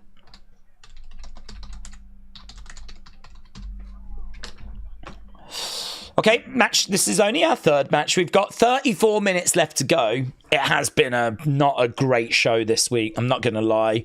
I think this week's show, you can tell, was taped. You could tell they didn't want any spoilers. There's a real lack of, what I would say, star power. Yeah, I mean, I suppose we had LA Knight. I suppose we had Solo, Jacob at the start. But, like, I don't know. Do you class Braun as being a big deal? Do we class Johnny or Shelley as being big deals? I mean, it's great to see Johnny. Not down on it, but it is SmackDown. You know, this was the show that was getting, like, 2.2 million about a year ago.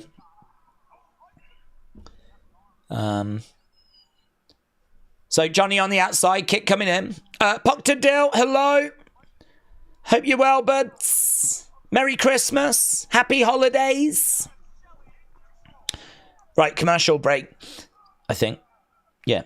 Proctor Dill said, Daze, bring back Damien Sandow and James Ellsworth. Form a team with Braun. He's a bit of a charisma vacuum, and they were underutilized fun characters. I think the only problem you'd have with that is I don't know if you could really make it make sense why he would be teaming with them. I mean, maybe you bring them back and they lose and then they keep getting attacked and then maybe Braun stands up for them and perhaps you kind of get them together that way. So he sort of pities them and he is like, you know, the muscles for them. But James Ellsworth was always just an enhancement talent. I don't know.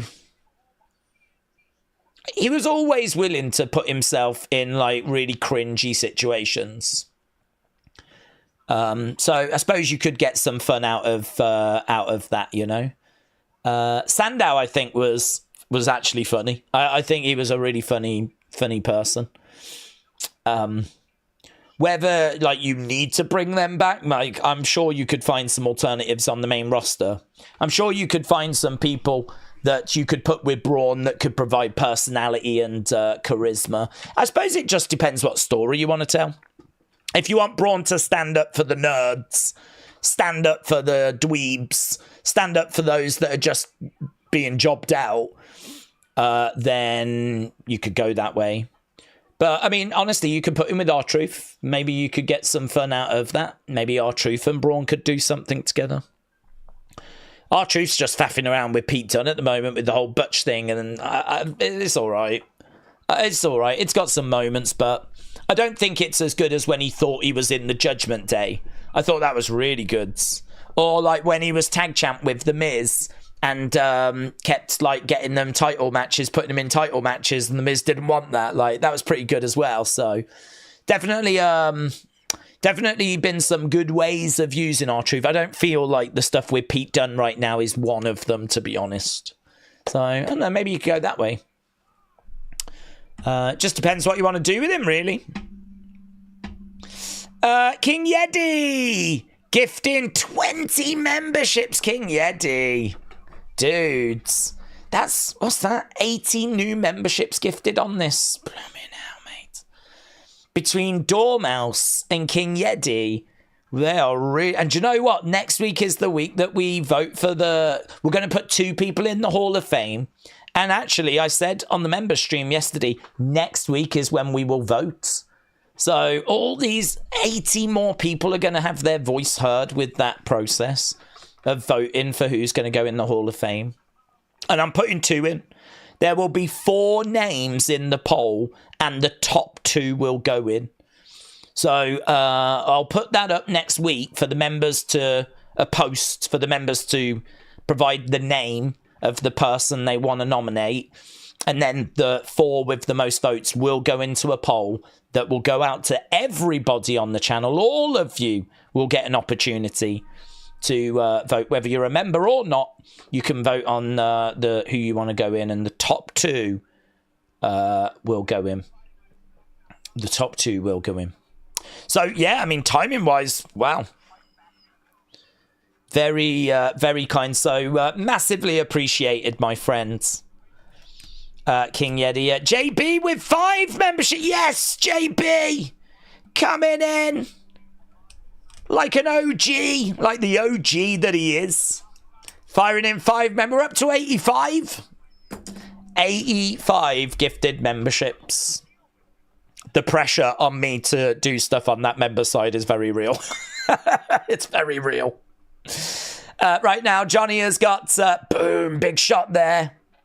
Pretty sure at some point, everyone is going to be a member of this flipping channel that joins us on a regular basis. With all these gifted memberships. Hannah said, imagine a Hall of Famer of the year where people vote from all the previous Hall of Fames from this year to see who wins an Ultimate Hall of Fame. Ultimate Hall of Fame. Unfortunately, you only get 4 spaces on YouTube, so we are limited to only 4 options. So it kind of, unfortunately, won't allow us to be that adventurous. 1, 2, roll up by Johnny. Johnny up on his feet. I suppose it's just, this match, it's kind of hard to care because, it doesn't really matter who wins, does it? Doesn't matter if Johnny wins. It doesn't matter if Alex Shelley wins.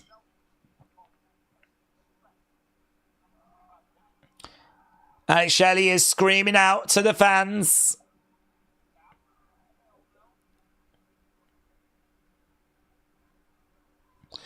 Shot there by Johnny. This could be my last watch long for a while. I'm going to move house, as my current house is going to be decorated.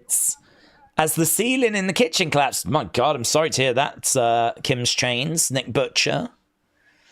I hope it all goes well. It's good that you're getting to move house, though, isn't it? It's good that you're getting to move out. I mean, whilst it's all getting sorted. A big inconvenience, but... Oh! Into the corner. Johnny, roll up 2. Kick out. Who do we think is the MVP of the year? I think it's Liv and Drew, said TJB. I think it's Cody. He finished his story, didn't he?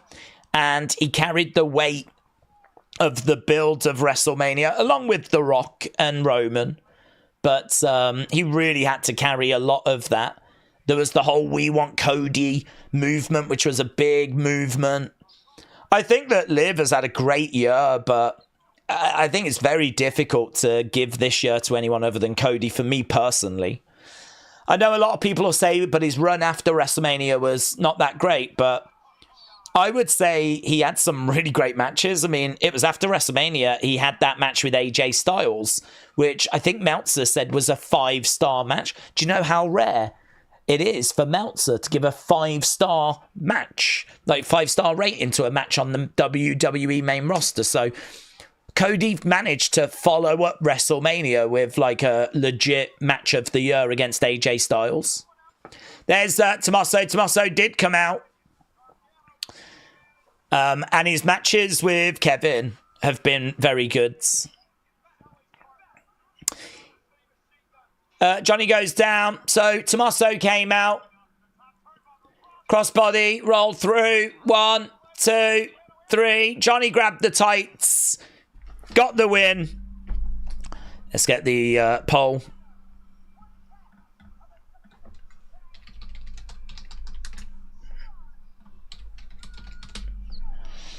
Johnny wins.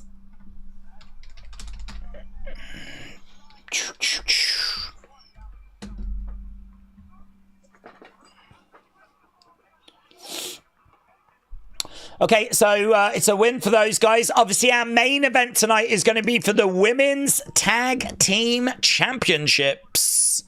So, could we get new champions? I don't think so. But it could be interesting if we do. The repercussions of that could be interesting.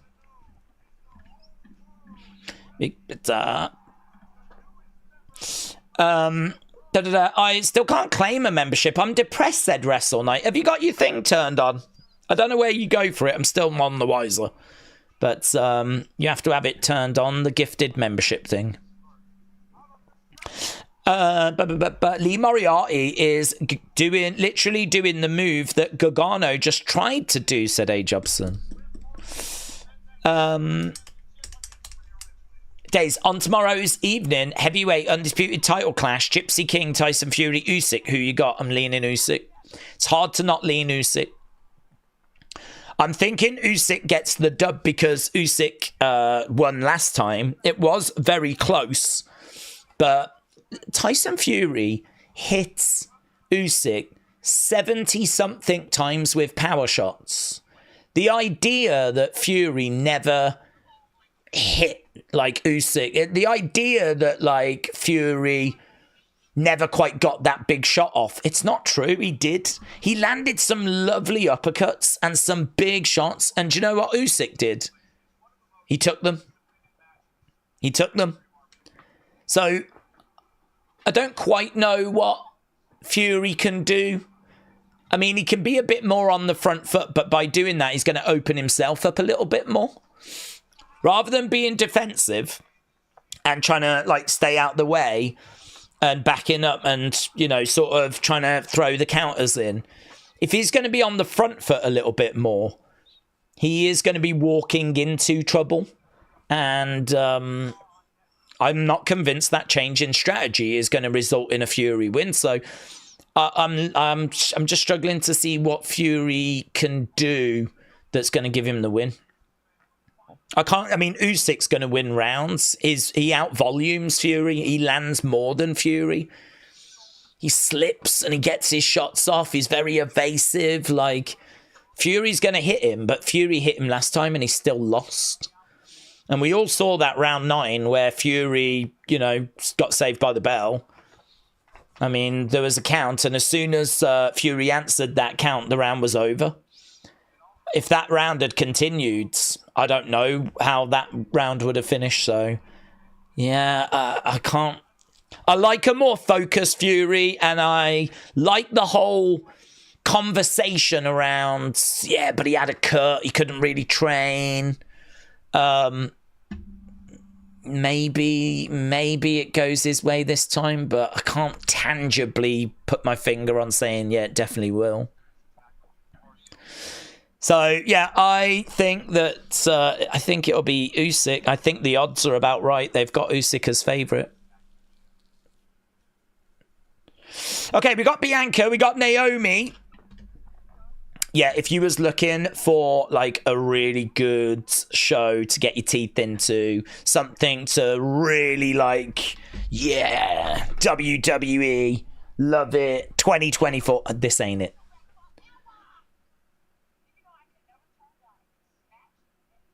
I can never turn down a good snatch and drag, says Naomi. Oh, she loves a good snatch and drag. I'm going to go out there tonight and give everything I need to.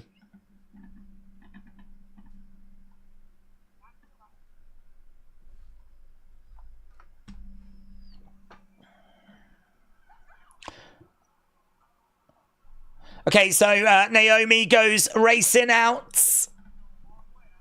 What if Naomi turns on Bianca and it turns out Naomi hated Jade and Bianca and she attacked Jade and now she's taking out Bianca and she wanted them both to lose the titles? I don't know that she'll do that because she's probably loving being a tag champ, actually. If she was behind it, if Naomi was behind it, then she's probably loving being a tag champ. But just the thoughts. Just the thoughts. Okay, women's tag team titles.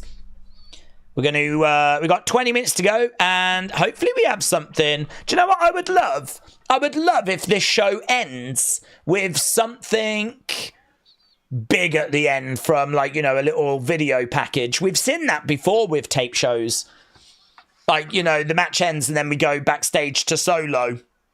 And he sat there and he says something that sort of like, whoa, blows our minds. I don't know that we're going to get anything like that, but it'd be really good if we did. Right, get in your thoughts. Get in your thoughts as to what you thought about that last match. We're going to have to end that poll soon. Main event match about to start, of course. Let's go down. I'm going to be interested to see where they go with Seth Punk and if they'll face each other at WrestleMania, says Tom. Where I live is not like NYC, says A. Jobson. What if Wrestling Daze goes public and sells shares, says William. I wouldn't even know how that would work, to be honest. I surprised WWE let Naomi be a tag champ after what happened, said Mackenzie. Lois said it's Bianca that's going to turn. And then we've got a lol Days face. Bianca Belair looks way better without makeup, said King Yeti. Definitely a very good chance that Naomi was Jade's attacker, says Rob. Daniel made Usyk take the knee, said Spartan. Yes, but there's a big question mark around if it was a low blow. And the other question mark was around, was he just getting as much time as possible during the fight? If that fight had to continue, could he have just got up and continued? Sure, he would have been in pain, but if push comes to shove, you're going to lose this match. Would he have got up? I think he would have got up. And there's also a question mark as to whether was it a low blow or not. Obviously, Dubois' side say no. Usyk's side say yes. I feel like that was a conversation we had going into the first fight. And Fury went to the body. He hit the body. We didn't see Usyk. I mean, we saw him go, like, feeling it. But it's not like in that first fight Fury was close to winning. It's not like he had Usyk down. It's not like, oh, if only he'd had a bit longer in round 5, or do you know what I mean? Like, that first fight, I feel he was not close to winning. Other than he might have got it on points if he hadn't have lost round 9, right? But actually knocking out Usyk, I don't feel like he was close. So I just don't, I'm struggling to see how he does it this time, to be honest. I'm struggling to see. Everyone has claimed they know how to do it. Everyone's like, you've got to be big, you've got to walk him down, you've got to do this. And then people try and they always lose. Joshua felt like he knew how to beat Usyk in the rematch. He lost. Fury kept talking after every Usyk fight about, like, he's a middleweight, this is how you beat him. He fights him, he loses. Dubois went in there, we didn't give him much chance. He did have Usyk down on one knee, but there's question marks around that. And then he lost. So, do you know what I mean? Like, it's all well and good Fury coming out going, I'm meaner, I've had a proper camp this time, I'm taking him serious. All of that is great stuff. But I can't say it changes my mind as to who's going to win the fight. I think the odds are right. I would not be down on anyone having a little dabble on Fury, though, because maybe this is the time. Maybe Fury and everything he's saying is what's going to win at him. I hope it is. I'm cheering for Fury. I want Fury to do it. I want that belt, those belts to come back to the UK. But oh man, it's hard, isn't it? It's hard to make I think it's hard to make an argument for Fury winning. Of the two, if you have to pick a side. Right, women's tag title match coming up. Let's go down. You might be able to get assistance if you are on disability, Sonny. Sonny, is Sonny around? Hello, Sonny. Merry Christmas. Hope you're having a good one, mate. Dr. Luchalala said, I don't understand why actual tag teams aren't going for the tag titles. Okay, here we go. Here's the... do you see that? She just pulled the belt apart, the Velcro. Why has she got both belts? She's not the tag champ. Surely they're the tag champs. Because when Piper stepped in for Sonya Deville, Piper was a tag champ. So what, Bianca's there with both belts? If I'm Naomi, I'm not too thrilled at that, to be honest. I'm here to help you. I'm stepping in. I am now your partner.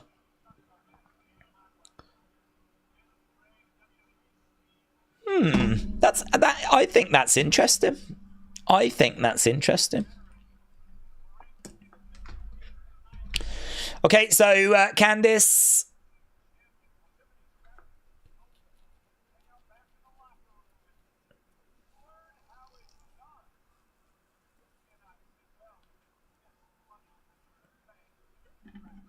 So there we go. We've got Nia and Candice making their way down.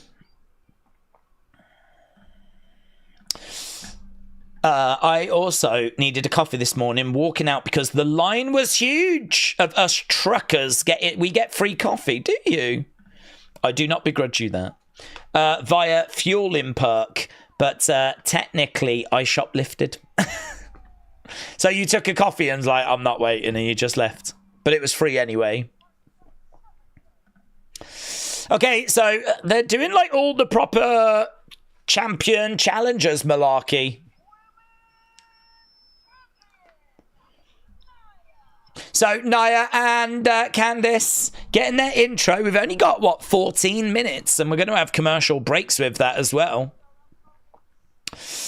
At the end of the day, they both win with the amount of money they're getting paid. So both will be happy, but Usyk will remain champion, said Christopher. Well, that is true. They are both getting paid and getting paid very, very well. So you are not wrong. But obviously both would love to be remembered as being the best.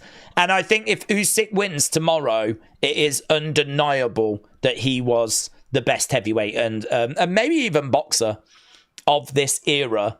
On the pound-for-pound rankings, I think he's 1 or 2. It's around that ballpark. So, yeah, we're talking like, you know, this is big tomorrow. If Usyk wins, it's done. The conversation's done. He's beat Joshua, he's beat Dubois, he's beat Fury. He's the best. But if Fury wins, this is the last chance, really. Because if Fury wins, that makes it 1-1. So there'll need to be a third match. So the conversation as to who is the greatest will be delayed. I feel like it comes down to Fury or Usyk. Usyk won the first. We're now doing the rematch. This is it. This is it. No moving of the goalposts. If Usyk wins, he is the greatest heavyweight of this generation, without doubt. But if Fury wins, it sets up a third fight. Right now, we've got Bianca in the air. She lands on her feet. Bianca against the ropes. Big kick. Nia against the ropes. Elbow drop. Bianca moves out the way. Kick coming in. She goes over. Tag made. Here's Naomi. Naomi against the ropes. Bianca. Boom! Working together. So Nia down. And Naomi goes back against the ropes. Stuck. Oh, I do love when she does that. Slides on her knees. Against the ropes again. She goes, headbutt by Nia. That looked brutal. 1, 2. Kick out. Kick out. Okay, let's go. Daze, if a low blow in wrestling is an automatic DQ, why isn't an atomic drop as that goes below the belt one of those mysteries of wrestling? If a low blow is an automatic DQ, then why is not an atomic drop? That is true, actually. Yeah, I suppose it's just because one is recognised as a legitimate wrestling move and the other one is not. So, yeah, true. There's a few things like that in UFC, but they have changed one recently, like the 12-6 elbow. They have now made that legal.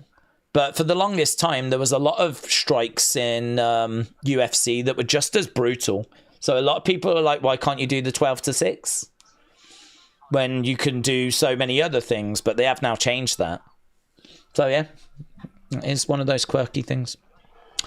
Wrestle with Andy said Nia versus Becky would be great at Mania. Storyline could play off the black eye from years ago. Wrestle Knight said Bianca tried to hand her a title, but Naomi said she wanted to earn it. I missed that. Was that during the Byron thing backstage? Very good. This is going to be a 5-star match, said A. Jobson. If we aren't going to make new championships, can we at least redesign the women's tag championships? We definitely should do that. We definitely should do that. I don't think those women's tag titles look very good. And I don't think they're going away, and I don't think they should go away. There was a thought in the community that we should get rid of them now that we've got the mid-card belts. But I think that would be a step backwards. I think that would be a step backwards because you're sort of gaining 2 singles mid-card belt, but then you're losing the tag division, really. You're getting rid of a whole women's tag division. Not that there is much of one, but... So I feel like there's probably a place for all of it. And certainly when we get to the show's going to 3 hours... You know, pretty soon we'll have SmackDown at 3 hours. We will have Raw at 3 hours as soon as we get to 2025. Only till May. Only for the first part. But I don't know. I can see that working. Well, we know that Raw will stay 3 hours. But I don't know about SmackDown, actually. I wonder if they'll want to keep it 3 hours. TV's expensive, though, innit? Like, actually transmitting TV signals are expensive. They'd want to be getting paid for any extra time. Shoulder up there by Bianca. Jade's tag title didn't have her name on it. Only had the WWE symbol on the side plate. Guess she's out as Bianca's partner. Yeah, well, she sort of is, isn't she? She's sort of been replaced by Nia. If she was to come back, that would be interesting because... not Nia. She's been replaced by Naomi. So if she was to come back, it would be interesting. Into the corner went Bianca. She goes down. Nia pointing over to the corner. Slamming Bianca down. Arguing with the referee. Right now she's using the hair and tying it up in the ropes. And Candice getting involved in the corner. We got 7 minutes to go. 7 minutes to go. We know there'll be a lot of legends, and we know there'll be a lot of returning superstars like Becky. Right now, Bianca is being kept grounded.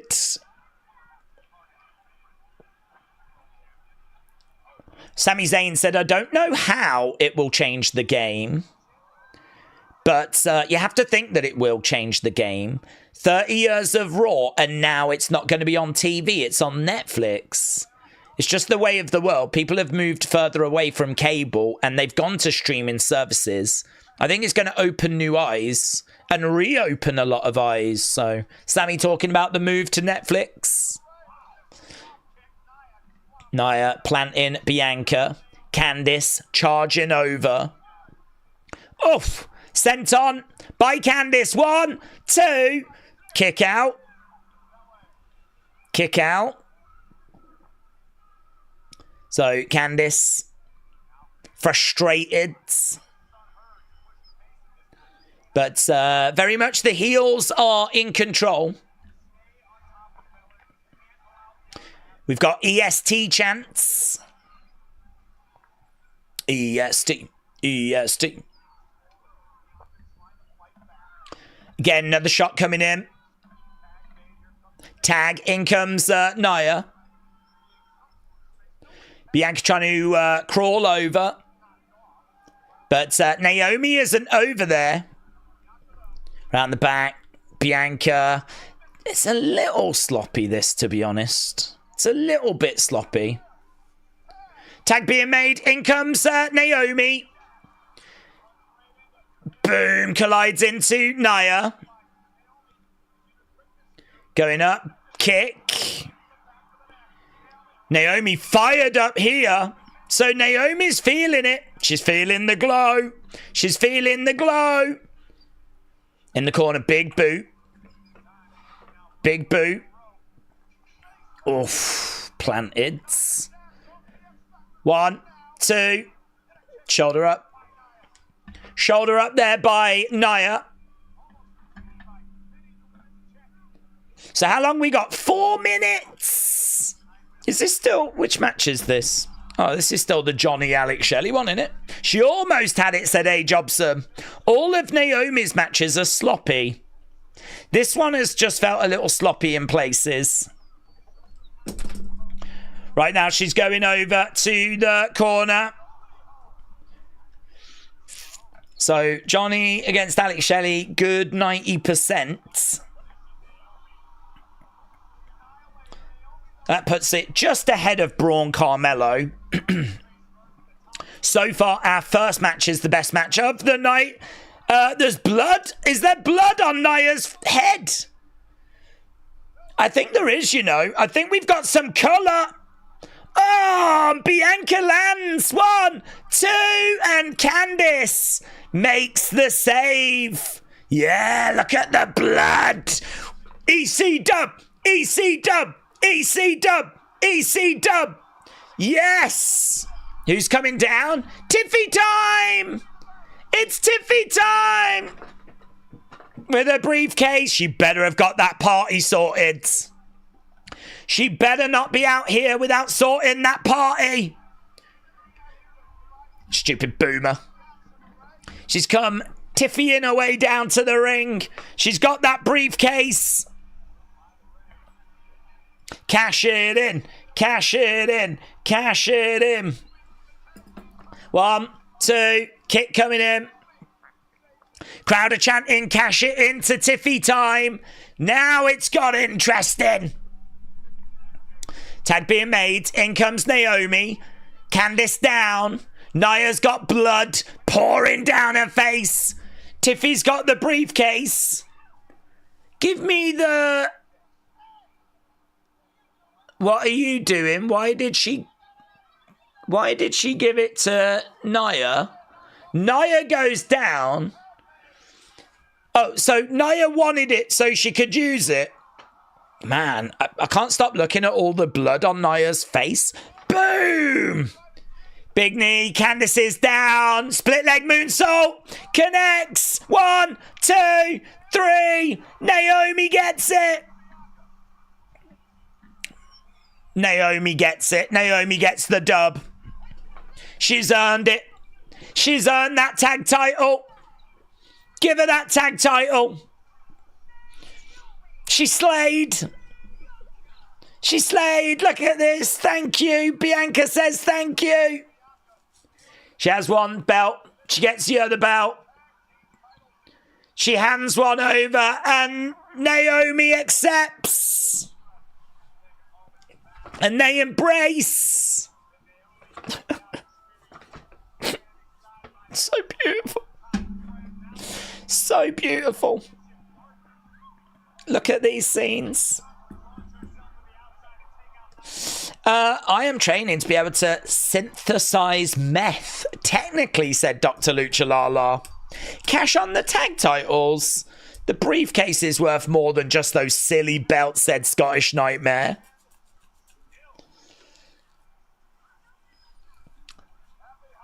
Well, are we getting anything extra or is that it? See you next week. See you next week, mate. So the women holding up those championships, and that's it. That's it, kids. That is it. That was the flipping show.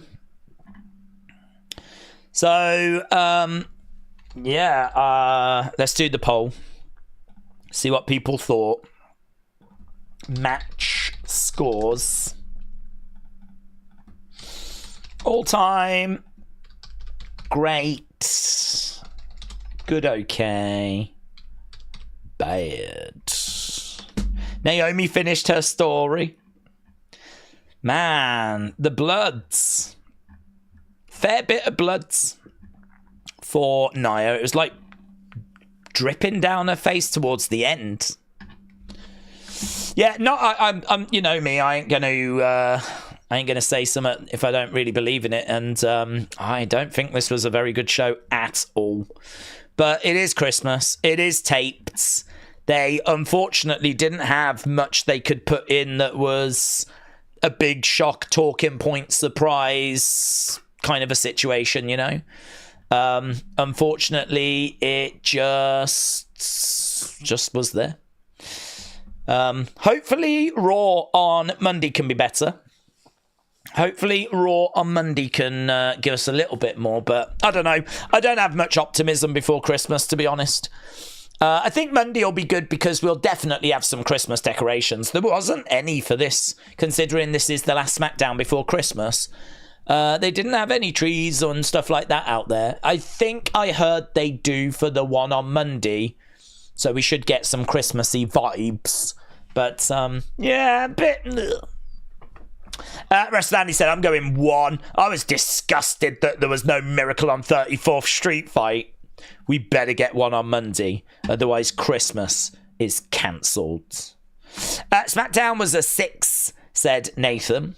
Ice Vamp gives it a 4. James gives it a 5. Felix said, so true. I give it about a 5.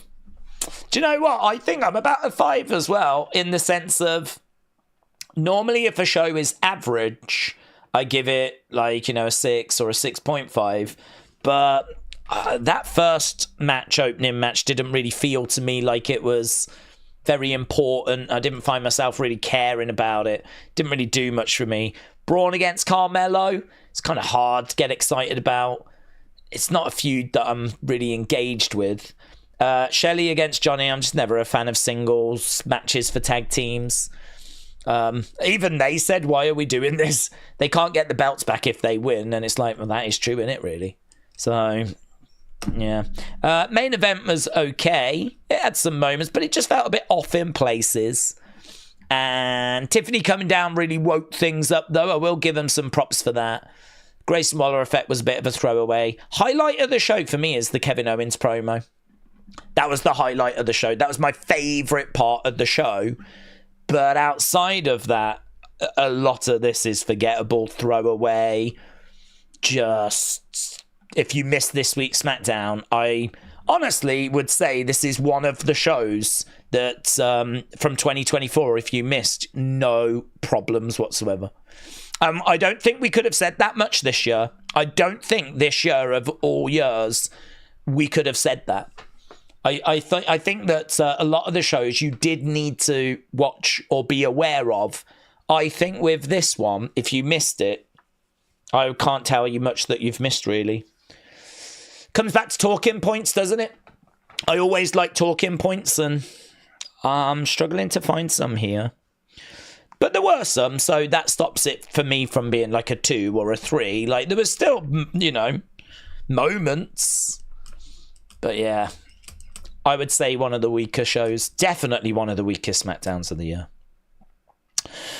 But those are my thoughts. We need to get your thoughts. Let's end the poll, because I want to try and run away, get Unseen done. I need to get to bed early tonight so that I can get up early, because we're starting early for our boxing stream tomorrow. So as much as I want to stick around and chat away with you guys even more, I do need to run off and get Unseen done so that, as I said, can get to bed, get up. I think we're starting at like 5, which is like 12 midday in America. I think the boxing, the main event, is like 11, which is like 6 p.m. in America. So it's really early. It's really early. We'll be looking to wrap up kind of, you know, normally when we would start a stream. So, yeah, it is going to be a weird time tomorrow, so that's going to kind of throw things out. But if you're joining us or you're around, I will see you tomorrow. If not, then hopefully I see you Monday. But if not, if I don't see you, have a great Christmas. Have a happy holidays. But I'm around, so if you are around, stop by, say hello. But I understand people are seeing family and stuff, so you do you, yeah? So there we go. Thanks a lot for watching. Appreciate all the support. I'll see you again next time. Bye for now.